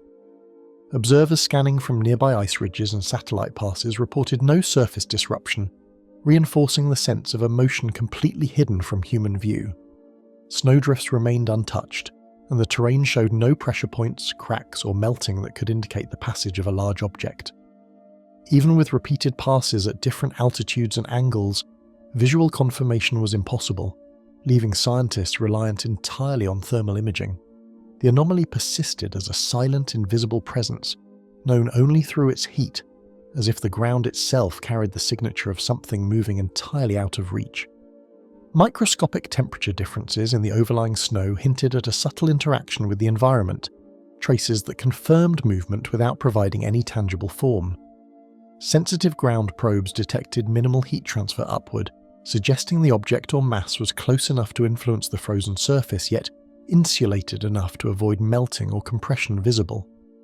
These subtle changes indicated a link between the unseen warmth and the tangible world, reinforcing the idea that the anomaly was not a measurement error, but a real, physical phenomenon that left only the faintest hint of its presence. Each subsequent scan showed the warmth continuing across unbroken terrain, proving the phenomenon was ongoing, deliberate, and entirely imperceptible without specialized equipment. Analysts compared sequential datasets, confirming that the movement was steady and uninterrupted, with no acceleration, deceleration, or deviation. The persistence and precision suggested intelligence or mechanism beyond known natural processes, though no evidence pointed to a specific origin or purpose. The Arctic ground, normally a stable and predictable environment, had become a stage for a force entirely unseen yet undeniably present. And as darkness stretched across the islands, the unseen heat drifted onward, a presence recorded only by instruments and yet impossible to ignore. The Chukchi Sea Vertical Transit. Radar stations over the Chukchi Sea recorded an object descending from high altitude directly toward the ice, vanishing without leaving any visible impact or disturbance. Arctic monitoring teams first noted the anomaly during routine radar sweeps of the seasonal ice pack, a method primarily used to track storm patterns and ice flow movement. The signal was precise, registering a vertical trajectory with a consistency that made it immediately distinguishable from typical atmospheric noise. Observers quickly realized that whatever the instrument had detected did not behave like any aircraft, meteor, or known aerial phenomenon, leaving analysts with a puzzle that challenged conventional understanding. The region's ice cover is dense and uneven, with seasonal thickness ranging from several meters to over 10, creating a surface normally sensitive to pressure or penetration. Arctic sea ice responds predictably to applied force. Even small vehicles or natural impacts leave depressions, fractures, or melt scars. Researchers frequently use these properties to monitor ice stability and thickness, as they provide reliable indicators of environmental stress. Yet the path identified by radar showed no such disruption, raising questions about the interaction between the descending object and the frozen surface it appeared destined to meet. Instruments tracked the object's vertical trajectory with surprising precision, registering a near-constant acceleration and speed inconsistent with typical meteorological phenomena. The descent began at an altitude far above the lowest clouds and persisted downward without deceleration, abruptly ending as if the object had been absorbed by the ice itself. Radar logs indicated a descent angle so direct and uniform that even small deviations in speed would have been detected. The precision of this vertical motion contrasted sharply with known behaviors of natural airborne objects, highlighting the unusual character of the event. Atmospheric conditions, including wind shear, fog, and low cloud cover, were logged, but could not explain the sudden controlled descent recorded by multiple radars. Wind speeds were minimal, preventing drifting snow or gusts from influencing either readings or the ice surface. Cloud layers remained stable and dense, reducing visibility but providing no interference for radar frequencies. Standard environmental models failed to produce a scenario in which an object could descend in such a uniform manner without leaving any measurable trace beyond the instrument logs. When aerial surveys inspected the target zone, the ice showed no fracture, melting or indentation, despite radar indicating a high-energy entry from above. Helicopters and small planes equipped with optical sensors performed visual sweeps, noting only the expected ridges and uneven surfaces of a typical Arctic ice field.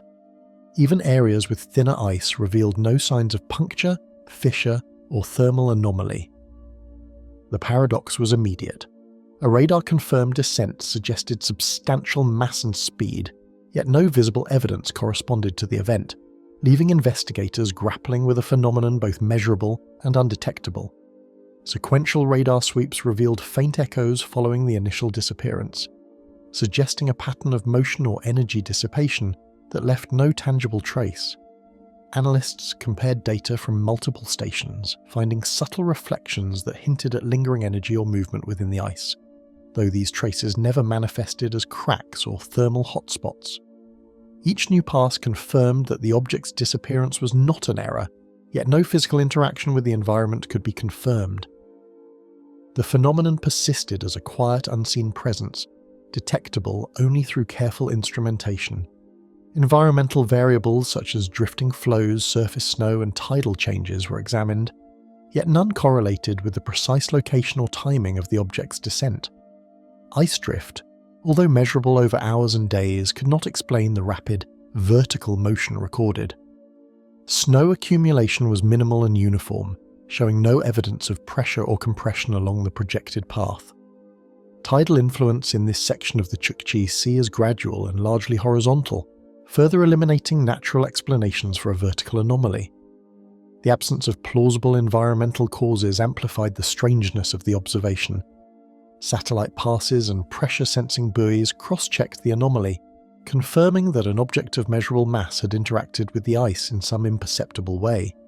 Satellites recorded subtle variations in electromagnetic reflection corresponding to the radar signal, while ice buoy sensors registered transient vibrations too slight to fracture or deform the surface. The convergence of multiple detection methods reinforced the certainty that the event had occurred, even though no visual or physical evidence was ever produced. The anomaly was at once detectable and invisible, leaving the ice as pristine as before. Estimates derived from radar readings suggested a volume and velocity sufficient to fracture the ice, implying a kinetic force that paradoxically left the surface intact. Physics would predict that an object descending from high altitude at the speed observed would produce shattering or melting, yet none appeared. Analysts calculated potential mass ranges based on radar return intensity and descent time, finding values incompatible with ordinary Arctic fauna or human technology. The results highlighted an impossible scenario: measurable energy entering the ice without leaving conventional consequences. Observers stationed nearby reported no visual confirmation, yet the consistent radar signature created a profound tension between measurable evidence and human perception. Researchers described a growing unease as instruments confirmed the event repeatedly, while nothing could be seen or touched. The mismatch between observation and expectation created a sense of disorientation, a reminder that not all phenomena adhere to human perception or known natural laws. Arctic silence, normally a backdrop to research, became a companion to uncertainty. Repeated analysis left scientists with certainty of the event's occurrence and uncertainty about its nature, a vertical transit that obeyed neither expectation nor explanation. The anomaly had been logged and verified, yet it remained inscrutable, a movement through space and ice that defied categorization. Investigators could outline its path and timing, yet could not determine its origin, composition, or purpose. The Arctic, with its extremes of cold and isolation, had revealed a single act of unexplained motion that challenged everything understood about the interaction between atmosphere, ice, and mass. Though the skies above the GIUK Sea remained empty to every eye, something had plunged into the ice and vanished as if swallowed by the Arctic itself. The Taimyr Peninsula Nighttime Silhouette, A pale glow reflected off the ice, and for a fleeting instant, a dark shape moved across the horizon, its contours sharply cutting the emptiness of the Arctic night. The frozen expanse of the Taimyr Peninsula stretched endlessly, interrupted only by low ridges and occasional patches of frost-encrusted ice. Against this monochrome landscape, the shape appeared deliberate, precise, and impossibly solid, its passage creating a momentary disturbance in the quiet monotony of the Arctic darkness. Witnesses who would later recount the event noted an uncanny sense of scale, as if a structure much larger than any known animal had glided silently across the snow. The peninsula's winter darkness extends endlessly, with snow and ice normally diffusing even the faintest light, yet the form advanced with striking definition. Low-angle starlight and distant celestial illumination typically rendered distant objects hazy and indistinct, but this silhouette retained clarity across the ice field. Atmospheric conditions were stable, with light winds and minimal snowfall, allowing a clear view of the ice and horizon. The stillness of the night amplified the silhouette's presence, making its movement more apparent than it would have been in daylight or during storms. From isolated observation posts, the anomaly's passage traced a steady path, its movement unaltered by gusts, drifting frost, or distant atmospheric haze. Teams stationed on elevated ridges recorded their travel across several kilometers, noting a consistent speed and trajectory. Unlike snowdrifts or common wildlife, its motion was smooth and controlled, showing no hesitation or deviation from a straight line. Instruments that measured surface vibrations detected nothing unusual, confirming that the object was not in direct contact with the ice, despite the clarity of its path. Shadows stretched unnaturally along the frozen ridges, revealing a size and structure that could not correspond to any known animal or ice formation. The silhouette projected a bulk that seemed disproportionate to any natural feature in the area, its edges sharp enough to momentarily erase stars behind it. Analysts later estimated dimensions far beyond those of Arctic fauna, and the lack of displacement or collapse along its path deepened the mystery. Even small ice ridges that would normally cast complex shadows only served to outline the figure, making its form appear deliberately geometric in certain passes. Light from distant celestial bodies glimmered across the surface, accentuating the edges of the figure while leaving its interior an impenetrable darkness. Stars and faint planetary light provided reference points, allowing observers to gauge scale and speed. Yet, the interior of the silhouette absorbed the ambient glow entirely, offering no detail, texture, or reflection. The visual paradox of a form both solid and featureless contributed to the growing sense of unease among those witnessing it, a presence simultaneously tangible and intangible. Though massive in appearance, the entity caused no visible compression in the snow, nor did it disturb the delicate crust of frost covering the ice. Footprints, trails, or any pressure-related marks were absent. This lack of physical interaction suggested either extreme lightness, a hovering mechanism, or some property beyond current understanding. Standard physics could not account for such a sizable object moving at the measured speed without transferring energy to the surface it crossed. Snow and ice that would normally fracture or compress remained unbroken, untouched by what seemed undeniably present. Arctic fauna, from foxes to herds of reindeer, seemed entirely unaware of its presence, leaving no tracks or behavioral clues along the object's course.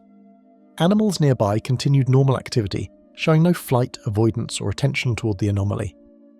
Researchers noted that even in the deep night, the reaction of local wildlife usually provides insight into environmental disturbances, yet this silhouette produced no detectable effect. Its silent passage contrasted sharply with the expectation of interaction between living creatures and massive moving objects in the Arctic.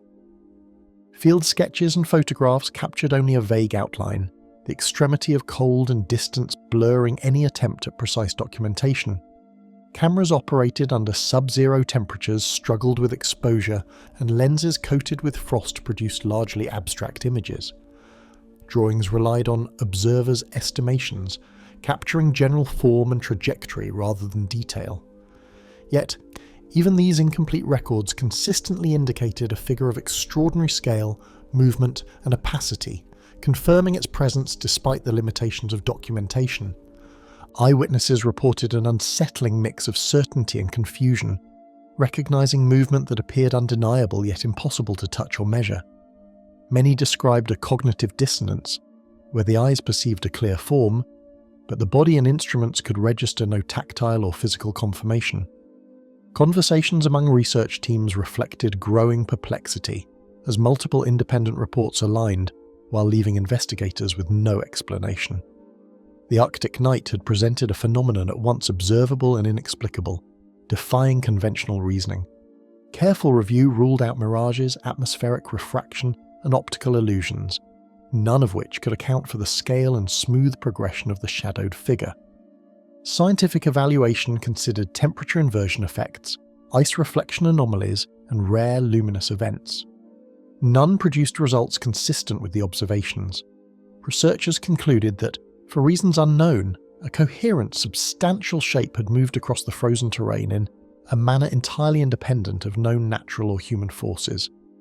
Multiple independent records confirmed a coherent passage across several kilometers of ice, a presence simultaneously observable and physically ungraspable.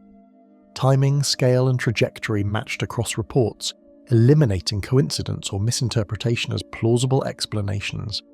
Still, the lack of physical interaction with the ice, air, or ambient environment maintained the mystery. Every factor pointed to something that existed visually but not tangibly, a paradox recorded in the Arctic's silent darkness. As the dark shape drifted beyond sight, the Arctic night returned to its pristine stillness, leaving only the memory of something that should not have been there. The Greenland ice sheet, internal echo. Deep within the Greenland ice sheet, radar scans detected a faint, shifting reflector embedded hundreds of meters below the surface, moving in ways that defied expected ice behavior. The instrument signals returned subtle echoes, revealing a form deep within layers of firn and compacted ice, where glacial movement is usually slow and predictable. Analysts initially assumed the signals were noise or reflection artifacts, but repeated measurements showed a consistent, coherent signature. The vastness of the ice sheet and the difficulty of accessing these depths made any direct observation impossible, leaving scientists reliant entirely on indirect evidence. Yet even in these conditions, the anomaly presented a clarity and pattern that could not be dismissed. The ice here extends over 2 kilometers in thickness, composed of layered firn and compacted ice that normally remains stable over centuries, yet the anomaly appeared active and mobile. Greenland's ice layers accumulate gradually, compressing older snow into dense sheets over millennia. Within this frozen structure, most internal layers shift only under the slow drag of gravity toward the edges of the sheet. Subglacial lakes, basal melting zones, and pressure-driven icequakes are known to occasionally disturb these depths, but none produce steady linear movement detectable in the mid-layer, as recorded in this case. The radar signature suggested something moving independently of the slow, creeping motion of surrounding ice, creating an unmistakable contrast with expected behavior. Repeated survey passes revealed the reflector had changed position slightly between readings, suggesting motion too deliberate to be caused by ordinary glacial flow. The anomaly shifted horizontally over the course of weeks, with subtle vertical variation as well, forming a trajectory that suggested awareness of its environment. Each pass reinforced the impression of an object moving methodically through a medium normally resistant to free movement. Glaciologists examined whether ice fractures or temperature fluctuations might produce such effects, but these factors produced inconsistent or chaotic echoes rather than the coherent progression observed. The pattern indicated a phenomenon both stable and dynamic, one that seemed to operate by rules unlike any known glacial process. Measurements placed the echo within a mid-layer section of ice, far below the surface yet above the bedrock, in a zone historically characterized by minimal movement. The section lies within ice that has remained largely undisturbed for centuries, compressed into a dense and brittle structure. Radar reflections in this region usually return uniform readings, providing a reliable baseline for anomaly detection. Yet, the repeated echoes from the moving reflector revealed deviations that suggested subtle shifts, changes in density, or possibly the presence of an object traversing the ice layers. It was a depth that should have offered stability, and the fact that something appeared to move through it steadily only heightened the mystery. Thermal gradients and basal meltwater channels were considered as possible explanations, but neither could account for the regular linear progression of the internal signature. Although localized warming or melt pockets can produce refraction or echo anomalies, The observed movement extended over kilometres and maintained consistency across multiple radar passes. Meltwater zones are often irregular and transient, yet the reflector persisted month after month, moving in a pattern inconsistent with the erratic behaviour of such features. Even dense ice inclusions, like sediment layers or entrapped rock, could not explain the subtle lateral and vertical motion, leaving the phenomenon without a plausible natural analogue. Comparisons with previous ice-penetrating radar surveys showed nothing similar in pattern or behaviour, emphasising the anomaly's uniqueness and eluding conventional classification. Earlier surveys captured internal echoes from subglacial lakes, basal fractures, and entrapped air pockets, all of which displayed distinctive characteristics now recognised and understood. None, however, mirrored the continuous directional movement of this reflector. Even with decades of radar data available for reference, the anomaly stood apart, a singular signature in Greenland's massive ice sheet, moving in a way that suggested deliberate progression rather than random disturbance. Glaciologists proposed a range of theories: a dense, unknown object encased in ice, trapped air pockets causing refraction, or slow internal ice shift, but each explanation remained speculative. Some suggested that a fragment of ancient volcanic rock or an unusually compacted ice core might travel gradually within a low-density zone, but these scenarios could not reproduce the measured trajectory or speed. Others hypothesized entirely novel ice phenomena, such as a migrating cavity created by unknown pressures within the mid-layer. Each proposed mechanism, however, lacked definitive evidence, leaving the anomaly in the realm of unsolved glacial mysteries. Survey limitations, including radar frequency resolution and seasonal ice layering, introduced uncertainty, yet the movement pattern persisted clearly across independent scans. Seasonal accumulation of snow alters the radar's upper reflections, and internal layer density can affect signal clarity, but these factors could not account for the anomaly's coherence. Teams conducting independent surveys with varying equipment confirmed its presence, movement, and depth, demonstrating that the reflector was not an artifact of a single instrument or survey method. The consistency across instruments and time reinforced the sense that something genuinely anomalous existed within the ice. Minor lateral shifts in the reflector suggested a methodical motion rather than chaotic drift, contrasting sharply with natural ice deformation processes that dominate the interior layers. Natural deformation produces broad, gradual displacement and often vertical compression or buckling, yet the anomaly maintained linear progression and subtle, coordinated changes. Its behaviour indicated an internal presence operating independently from surrounding ice, a phenomenon behaving as though guided by a form or intent rather than random forces. This subtlety, the slow, precise and persistent motion, remained the most confounding aspect for glaciologists analysing the data. Cross-referencing with GPS and satellite altimetry revealed no surface anomaly, confirming that the phenomenon existed solely within the ice, invisible to conventional observation. The surface remained unmarked, with no discernible ice movement, fractures or irregularities corresponding to the radar signature.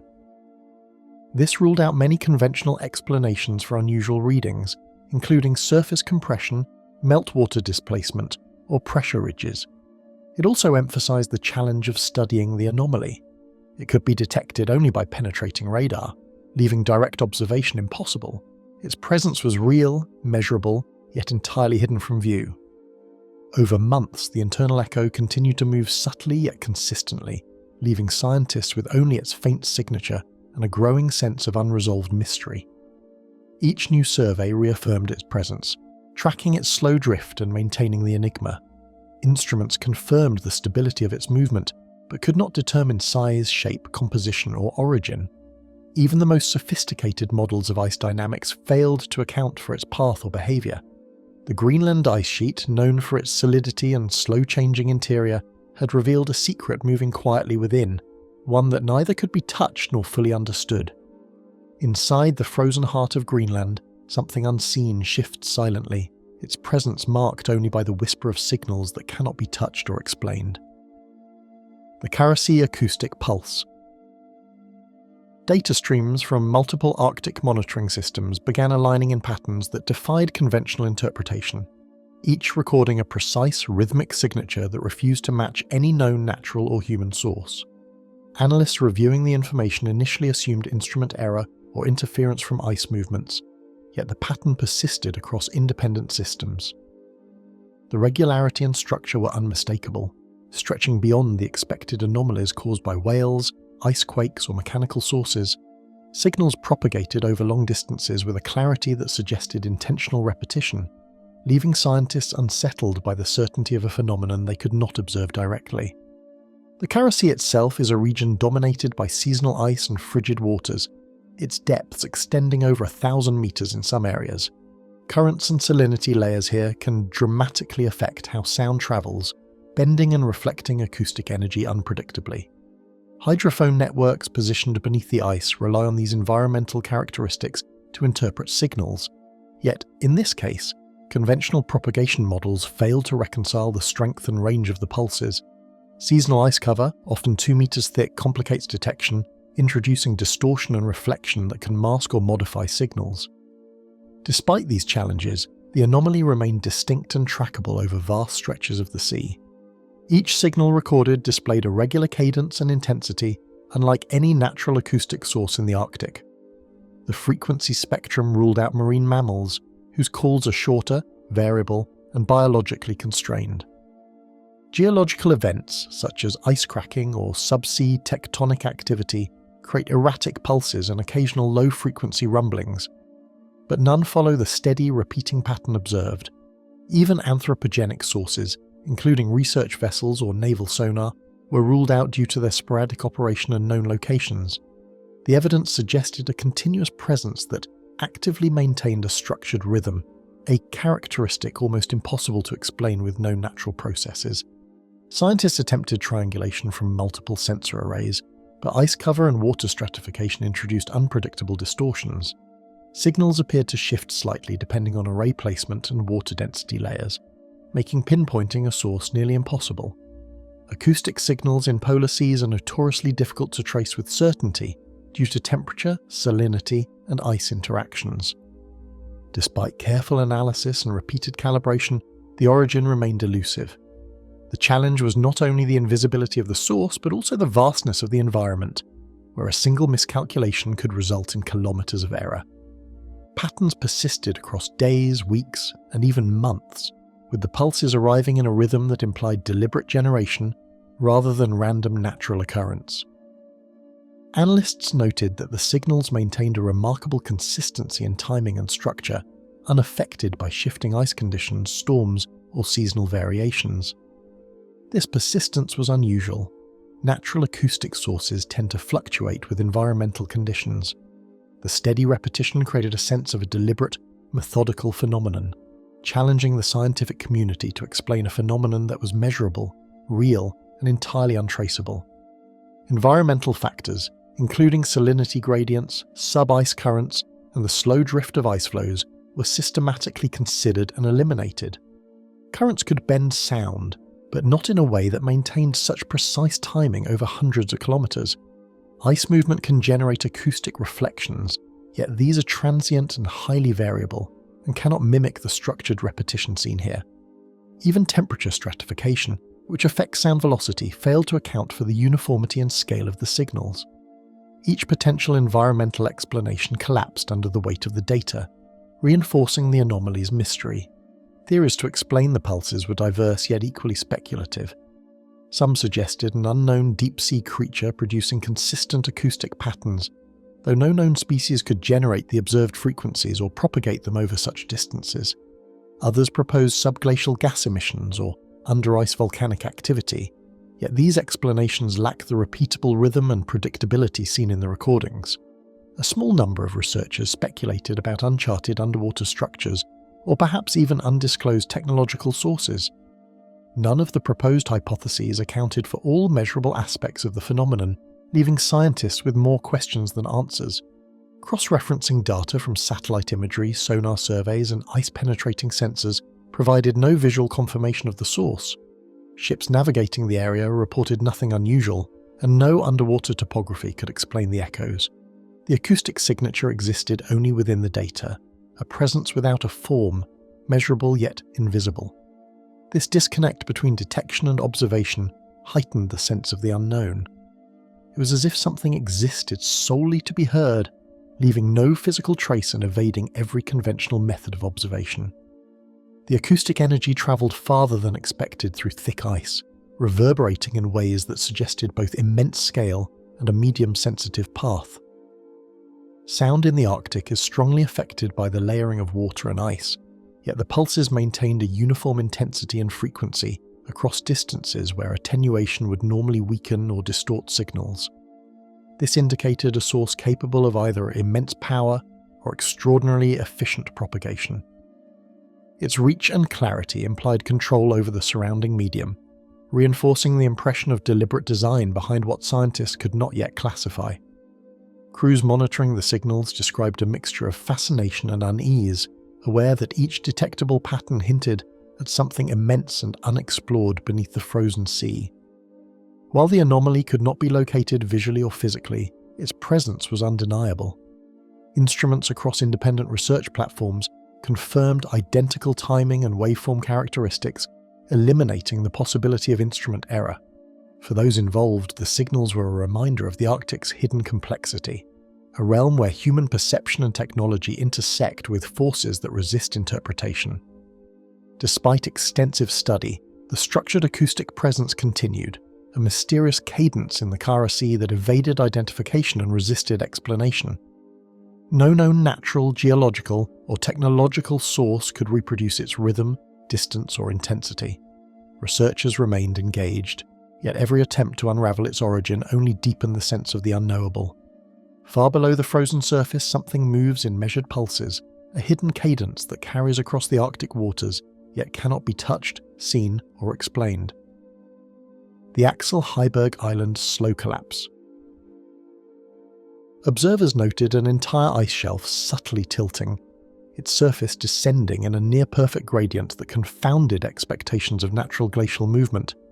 The changes were gradual enough that casual observation would miss them entirely, yet repeated surveys and sensor readings left no doubt. The ice was sinking uniformly, without fracture or sudden collapse. Remote monitoring stations, established to track seasonal glacial shifts, registered patterns that seemed too precise to be the result of natural processes alone.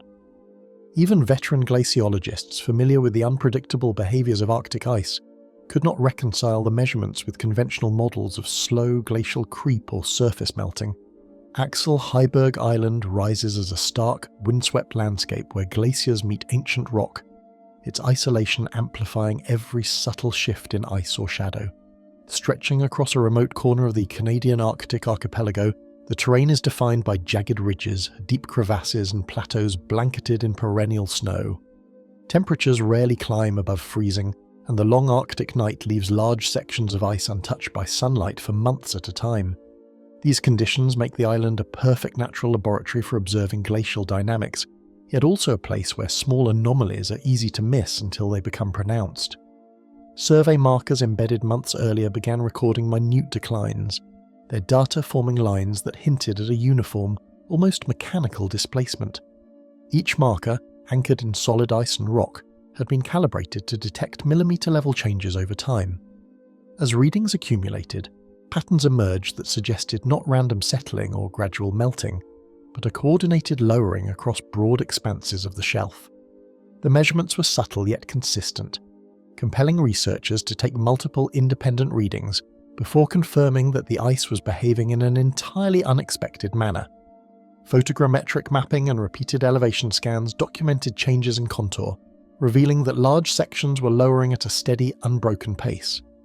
Aerial surveys conducted via drone and light aircraft captured topographic distortions invisible at ground level. Layers of ice that should have remained static exhibited a gentle bowing, like a slowly deflating dome stretching over kilometers. These visual datasets matched precisely with the numerical records, reinforcing the notion that the phenomenon was uniform, gradual, and systematic rather than chaotic or localized. Climatologists verified that temperatures and snowfall were within seasonal norms, and no meltwater channels or thawing events could account for the synchronized descent.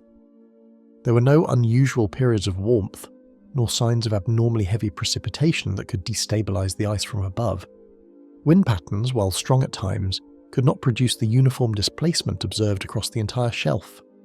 Environmental data ruled out ordinary climatic explanations, leaving the scientific teams grappling with the likelihood of a cause entirely hidden beneath the ice. Nearby ridges and crevasses remained stable, underscoring the anomaly. The sinking occurred without fracturing or conventional glacial deformation. In other collapses, pressure or uneven melting often results in cracking, fissures, or avalanches, but the Axel Heiberg ice shelf displayed none of these. Its surface remained smooth, the descent nearly imperceptible except to instruments designed for precise measurement. This stark contrast heightened the mystery, as if the ice were being drawn downward by forces operating in a manner entirely foreign to established glaciology. Hypotheses included hidden subglacial lakes, voids beneath the ice, and minor tectonic adjustments, but none could replicate the precise sweeping uniformity observed. Subglacial lakes are known to influence ice flow, yet their drainage usually produces uneven collapses and surface cracking. Voids beneath the ice could theoretically allow sections to settle, but the scale and consistency of the lowering argued against this explanation. Tectonic activity in the region is minimal, producing occasional seismic tremors, but nothing that could explain a slow, uniform sinking across kilometers of ice. Time-lapse imagery captured faint distortions in the ice's surface pattern, subtle undulations rippling outward across kilometers with no apparent origin. Shadows shifted ever so slightly over the course of weeks, suggesting movement beneath a frozen veneer.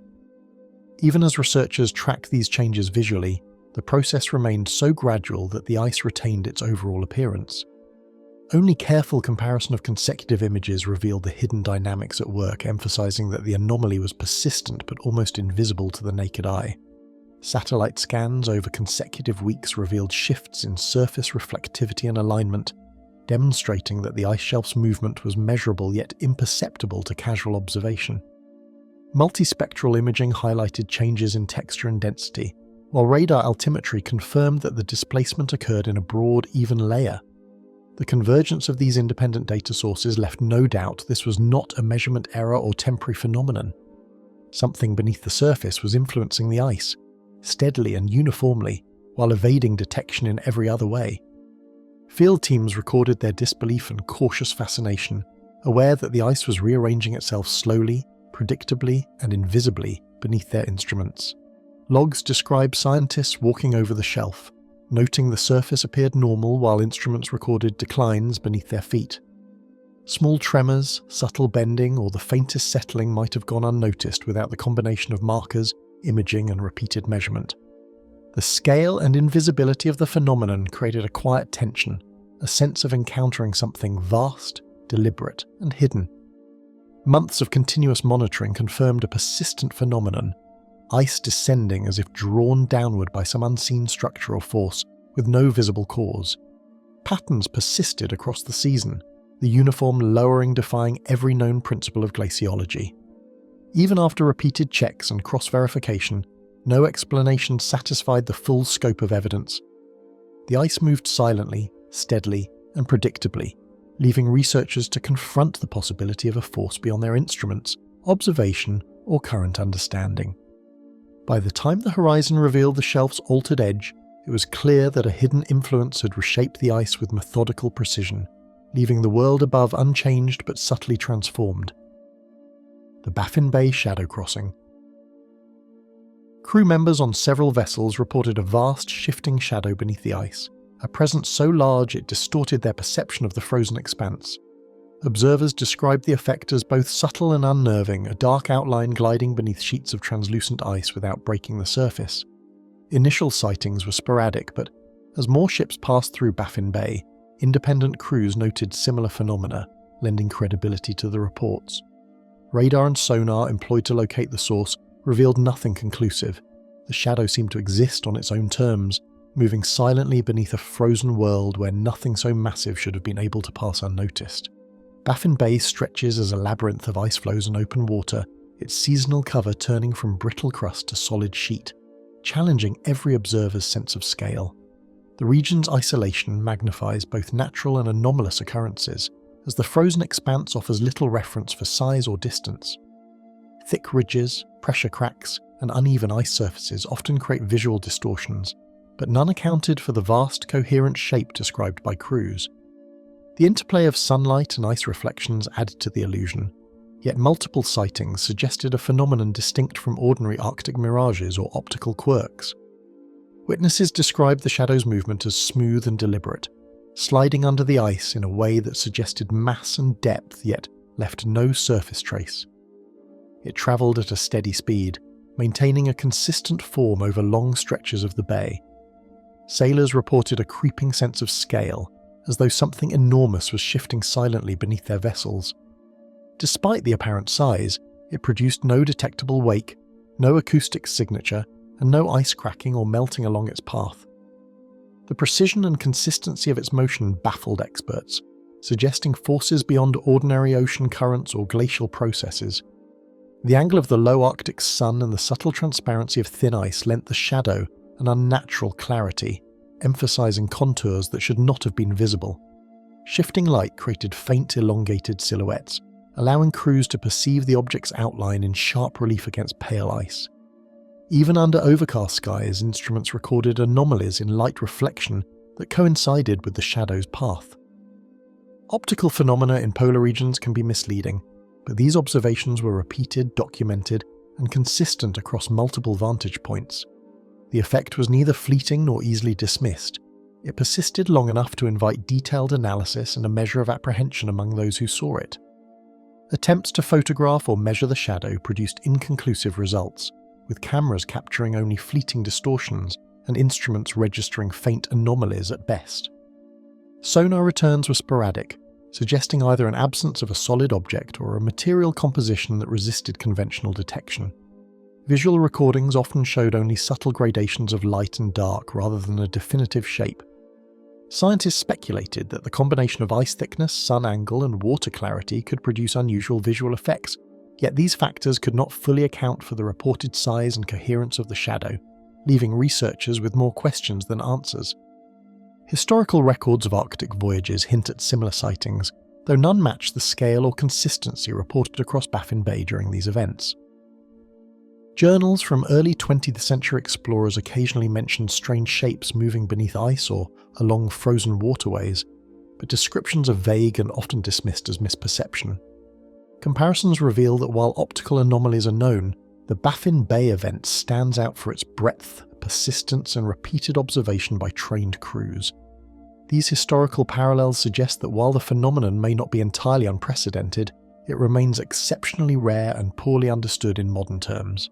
Speculation among scientists ranged from unusual under-ice currents bending light to the presence of enormous submerged masses, yet each hypothesis failed to fully explain the phenomenon. Currents alone could create distortions, but would rarely produce a clear, coherent shadow moving at a consistent speed. A submerged iceberg might be large enough, but none were detected by standard tracking methods, and icebreakers reported no collisions. Other theories considered trapped air pockets or subsurface voids reflecting light in unusual ways, yet the shadow's movement and scale did not conform to any known patterns. Each explanation raised as many questions as it answered. Repeated observation showed that the shadow maintained its form and velocity across hours, responding to no apparent environmental cues, as if guided by forces outside ordinary measurement. Time-lapse comparisons revealed a smooth, continuous trajectory that avoided obstacles and followed no obvious path dictated by currents or tidal patterns. Crews noted a subtle emotional effect. The presence of something immense and unseen beneath the ice produced a lingering unease. Scientists monitoring the phenomenon could only document patterns and measurements, leaving interpretation and the ultimate cause open to speculation. The shadow appeared to possess an intentionality impossible to quantify yet impossible to ignore. Changes in sea state, wind, and ice thickness affected the shadow's appearance, but the pattern persisted, defying attempts to attribute it solely to optical illusions or transient ice features.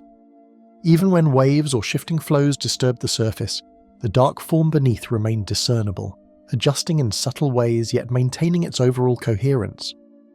Observers began to chart its approximate dimensions, estimating it stretched hundreds of meters in length, its breadth obscured by variable ice clarity. The more it was studied, the more it seemed to operate according to rules unknown to the scientific instruments attempting to capture it.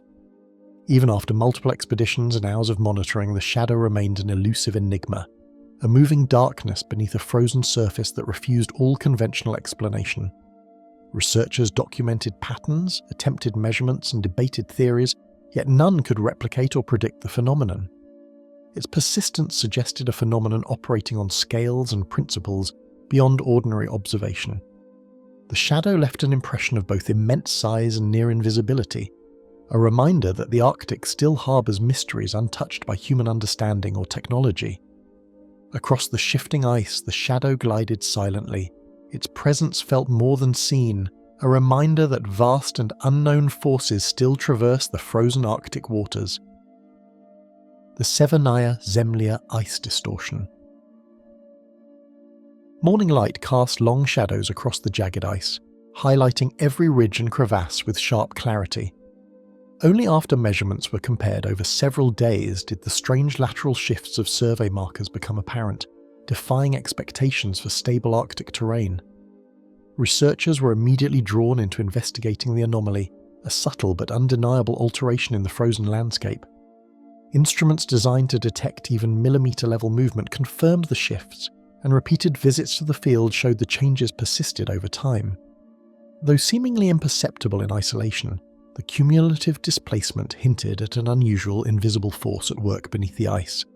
The islands of Severnaya Zemlya stretch like scattered sentinels across the Arctic, their glaciers interwoven with frozen waterways and cliffs. The harsh environment limits prolonged human observation, leaving scientists to rely on precise measurements and carefully timed visits. Yet, the distortion persisted across multiple survey grids, occurring in locations that should have remained immobile. Snow and ice thickness varied, as did the exposure of the terrain to sunlight and wind, but none of these factors accounted for the uniformity of the movement. The phenomenon presented a paradox: a vast frozen landscape subtly shifting without apparent cause. Marker positions indicated shifts that could not be explained by environmental forces alone. Each reading, checked against redundant instruments and independent grids, confirmed that the ground itself was in motion. The displacements were gradual but measurable, extending across several hundred meters in some instances. Even the most conservative calculations suggested forces at play far beyond what wind, tides, or ice creep could produce. As the data accumulated, the researchers realized that the changes were not random. They followed a coherent pattern, as if some unseen influence guided the terrain in a deliberate direction. Directional mapping revealed that the movements followed a surprising uniformity, with markers displaced along nearly parallel paths. Conventional glacial creep patterns, typically irregular and influenced by uneven topography, could not replicate such organized motion. Across ridges and valleys, the terrain shifted in concert, maintaining parallel alignment that suggested a structured underlying process. Observers began to chart trajectories, noting how the movement continued steadily regardless of local slopes or obstacles, a consistency that defied all prior experience with ice or permafrost behavior in the region. Analysis of temperature logs, snowfall and ice thickness revealed no correlations that might account for the anomaly. Seasonal fluctuations were minor, and daily variations could not produce a sustained lateral movement of this scale. Strong Arctic winds, while capable of reshaping snowdrifts and thin ice sheets, offered no plausible explanation for shifts occurring beneath thick frozen ground. Each environmental check deepened the mystery, underscoring the fact that the phenomenon operated independently of all known natural influences observable at the surface. The very stability of the surrounding ice contrasted sharply with the subtle but undeniable motion of the markers. Accounts from previous Arctic surveys provide few parallels.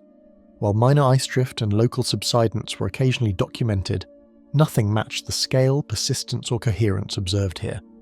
Historical maps and expedition notes hinted at anomalous terrain shifts, but the detail and precision achieved in modern measurements far exceeded these earlier anecdotal reports.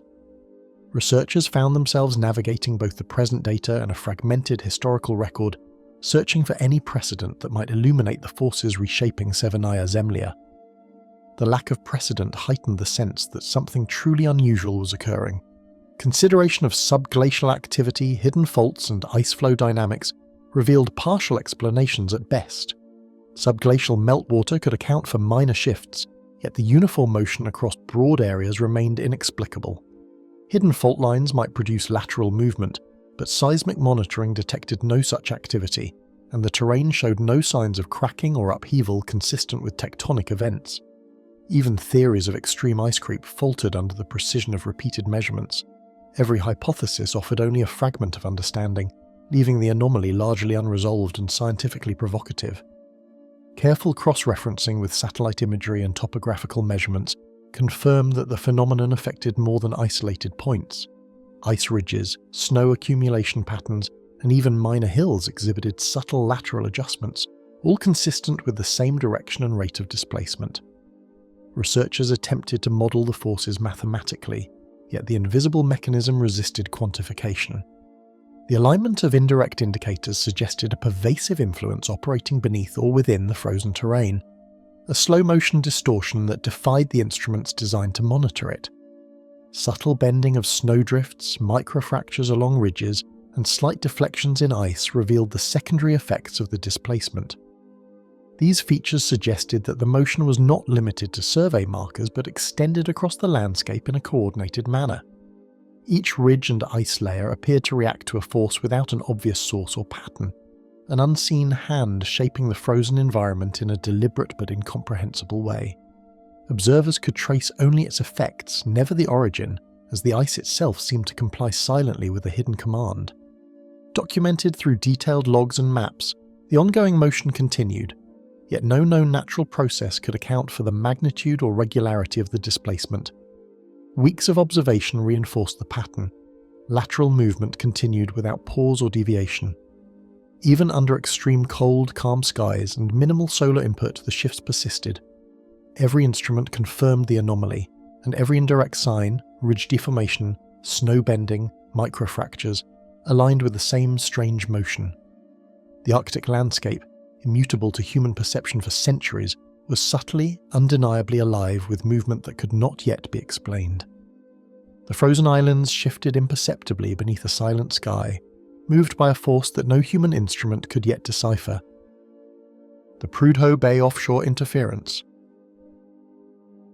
A low hum filled the control room as engineers ran through the daily system checks, the Arctic wind rattling the platform's steel beams outside. Within hours, several offshore monitoring sensors began failing without warning, their readings fluctuating inexplicably.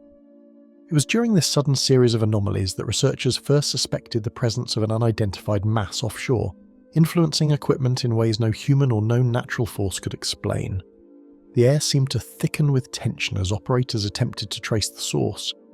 Each anomaly was fleeting yet precise, leaving no room for mechanical coincidence and drawing immediate scrutiny from the technical team.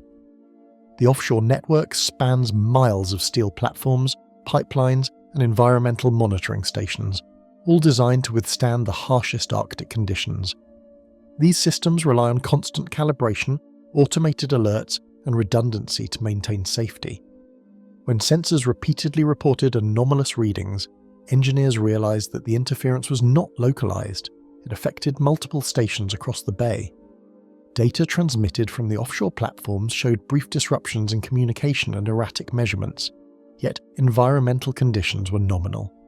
The uniformity and scale of the disruption hinted at a phenomenon operating outside conventional explanation, one that could manipulate sensitive instruments without leaving any visible trace. Radar plots flickered unexpectedly, and hydrophones recorded irregular acoustic signatures that did not match shipping traffic or known wildlife activity. Data logs revealed consistent anomalies at the same coordinates offshore, recurring at intervals too regular to dismiss as coincidental. Technicians cross-checked systems, yet each independent instrument confirmed the same inexplicable pattern. While no vessel or natural formation was present to explain the readings, the anomalies persisted in cycles, sometimes intensifying for hours before suddenly fading. The offshore presence revealed itself only through these indirect signals, leaving observers to grapple with a problem that was measurable yet invisible. Each recurrence followed a subtle cadence, almost like a rhythm imposed on the surrounding equipment. Signal distortion persisted even under varying ice conditions and tidal fluctuations, demonstrating that natural variability could not account for the interference. Analysts noted that the phenomenon had its own behavior, responding neither to human intervention nor environmental shifts. Attempts to manipulate the system, rebooting computers, recalibrating sensors, or deploying mobile units had no effect. The anomaly acted independently, almost deliberately, reinforcing the sense that it operated according to rules unknown to human understanding. Backup instruments, satellite imagery, and manual readings were deployed to verify the observations, yet every independent system recorded the same disruptions. The anomaly could not be attributed to power surges, software glitches, or hardware malfunctions, as redundancy checks consistently ruled out technological error. Engineers began logging each event with meticulous precision, yet the cause remained unseen, registering only through its effect on sensitive instrumentation. The inability to detect a tangible source produced a mounting unease among the team, as though the Arctic waters themselves were concealing a presence both pervasive and intelligent. Review of prior Arctic offshore operations revealed few precedents for such coordinated system failures.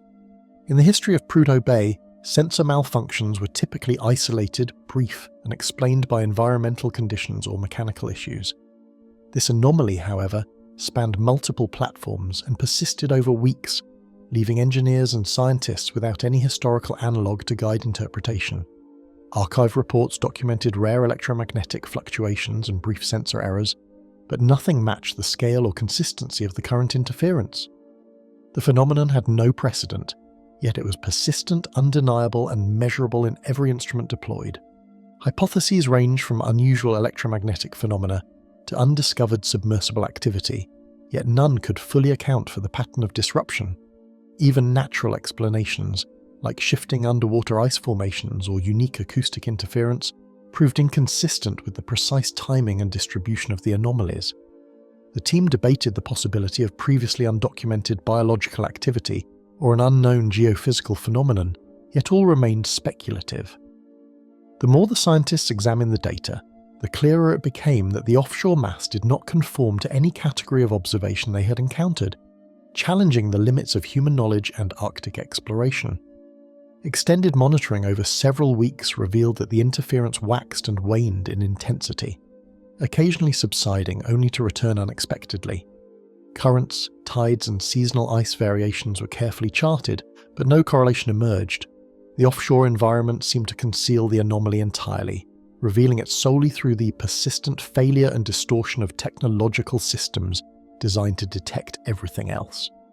Observers noted how the disruption could linger for hours and then vanish as if the mass were moving in deliberate patterns beyond human comprehension. Every dataset reinforced the presence of something significant yet entirely elusive. Secondary effects became apparent as alarms triggered and automated systems responded to phantom signals. Some pipeline sensors temporarily shut down, while navigational instruments displayed subtle deviations in readings. Even minor equipment calibration required adjustment after repeated interference, suggesting that the unseen presence imposed a measurable influence on the operational environment without ever manifesting physically.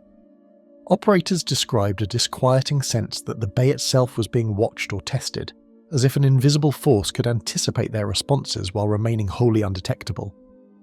Despite exhaustive documentation and cross-validation, the offshore mass remained undetected by any direct observation method, appearing only through its disruptive impact on instruments. Repeated surveys and continuous logging failed to capture an image, a physical sample, or a definitive signal of its nature. Engineers and scientists could track its effect, yet its form and origin remained concealed, a persistent enigma in one of the Arctic's most technologically monitored regions. Each new anomaly deepened both the technical mystery and the sense of unease that the Arctic, even under human surveillance, could harbour forces entirely beyond comprehension. Something unseen lingered beneath Prudhoe Bay, shaping the instruments around it in silence while eluding every attempt to observe it directly. The Arctic Basin, Deep Return. Cold and stillness dominated the Arctic horizon, a vast expanse where even sound seemed hesitant to travel. Researchers aboard the icebreaker had been scanning the waters for days, noting subtle anomalies in ocean currents and temperature layers, yet nothing had prepared them for what appeared next. Deep within the sonar logs, a massive object was descending into the basin, its presence revealed only through the echo patterns bouncing from unfathomable depths. For a moment the crew sat in silence, aware that the Arctic had once again concealed something entirely beyond human comprehension. Sensors hummed with the tension of discovery, each ping affirming that whatever moved below was immense, unyielding, and wholly inaccessible. The ship's hull groaned under shifting ice as currents tugged against the vessel, a reminder that even the machinery of exploration could not dominate the Arctic's power. At these latitudes, the ocean plunges into abyssal depths where no sunlight penetrates, leaving the region a frozen, impenetrable void. Within this isolation, the object moves steadily, unseen by eye but unmistakable in its influence on water density and sonar reflection. Each reading reinforced the impression that the Arctic basin held something far larger than any known geological or biological formation, a presence that seemed almost to defy measurement itself. Crew members glanced at one another, the cold silence around them growing heavier with every passing scan. Ripples of curiosity spread through the control room as analysts compared the descending signal with existing maps of the seafloor. Nothing corresponded with the contours recorded over decades of expeditions, and the scale of the mass was disorienting. Its vertical extent reached depths previously considered inaccessible, far below the range of standard deep-sea research instruments. With each pass, the sonar traces etched a slow, deliberate movement, defying explanation and hinting at a presence wholly unaccounted for in scientific literature. Even the most seasoned hydrographers admitted a quiet unease, the anomaly seeming to exist in a domain where human understanding had no purchase. Attempts to cross-check the phenomenon with auxiliary instruments yielded the same unnerving results. Multiple sonar arrays, even those mounted on distant icebreakers, confirmed the object's steady descent into uncharted depths. Every repetition diminished the possibility of a technical error, compelling researchers to confront the fact that the Arctic Ocean harboured something massive and entirely unknown. The combination of extreme isolation and consistent measurement made the anomaly impossible to dismiss, and yet impossible to approach. The data suggested intentionality, a movement beyond the rhythms of currents or tectonic activity. Pressure sensors and depth gauges painted a stark picture of the environment enveloping the object, one where steel and electronics are pushed to their limits. Temperatures plummeted to near-freezing levels, and the darkness was absolute, yet the mass persisted in its descent. Its size became increasingly apparent, occupying depths where no marine life, shipwreck, or submarine could exist. The realization unsettled the crew, forcing acknowledgement that the anomaly belonged to a realm humans could observe only indirectly. In the control room, each reading carried a weight that the mind struggled to grasp, a sense of vertical vastness that the human eye could never reconcile. The object's movement did not follow predictable patterns dictated by currents or seismic shifts. Periods of steady descent alternated with intervals of subtle pauses, as though the mass were negotiating the terrain with deliberate intent. Hydrologists and oceanographers could find no natural explanation, and every comparison to the thermocline or brine layer failed. Its trajectory suggested purpose, yet remained inscrutable, a silent negotiation with an environment designed to resist intrusion. Every model and simulation only reinforced the strangeness. The object was large, deliberate, and in a place no human had ever set foot. Debate among the researchers grew heated, with theories ranging from undocumented geological formations to unprecedented biological organisms. Each explanation fell short of accounting for both size and motion, leaving speculation as the only common denominator. Even when considering human-made artifacts, nothing in historical records or naval archives matched the object's characteristics. The discussion underscored the limits of human knowledge, revealing how little was understood about the deep Arctic's hidden landscapes. In the quiet of the observation deck, the sheer scale of the basin seemed to magnify the unknown, turning each data point into a riddle. Fatigue and unease mounted among the crew as the anomaly persisted, visible only through indirect observation. Hours of monitoring, repeated scans, and mathematical modelling could not convey a sense of its true scale.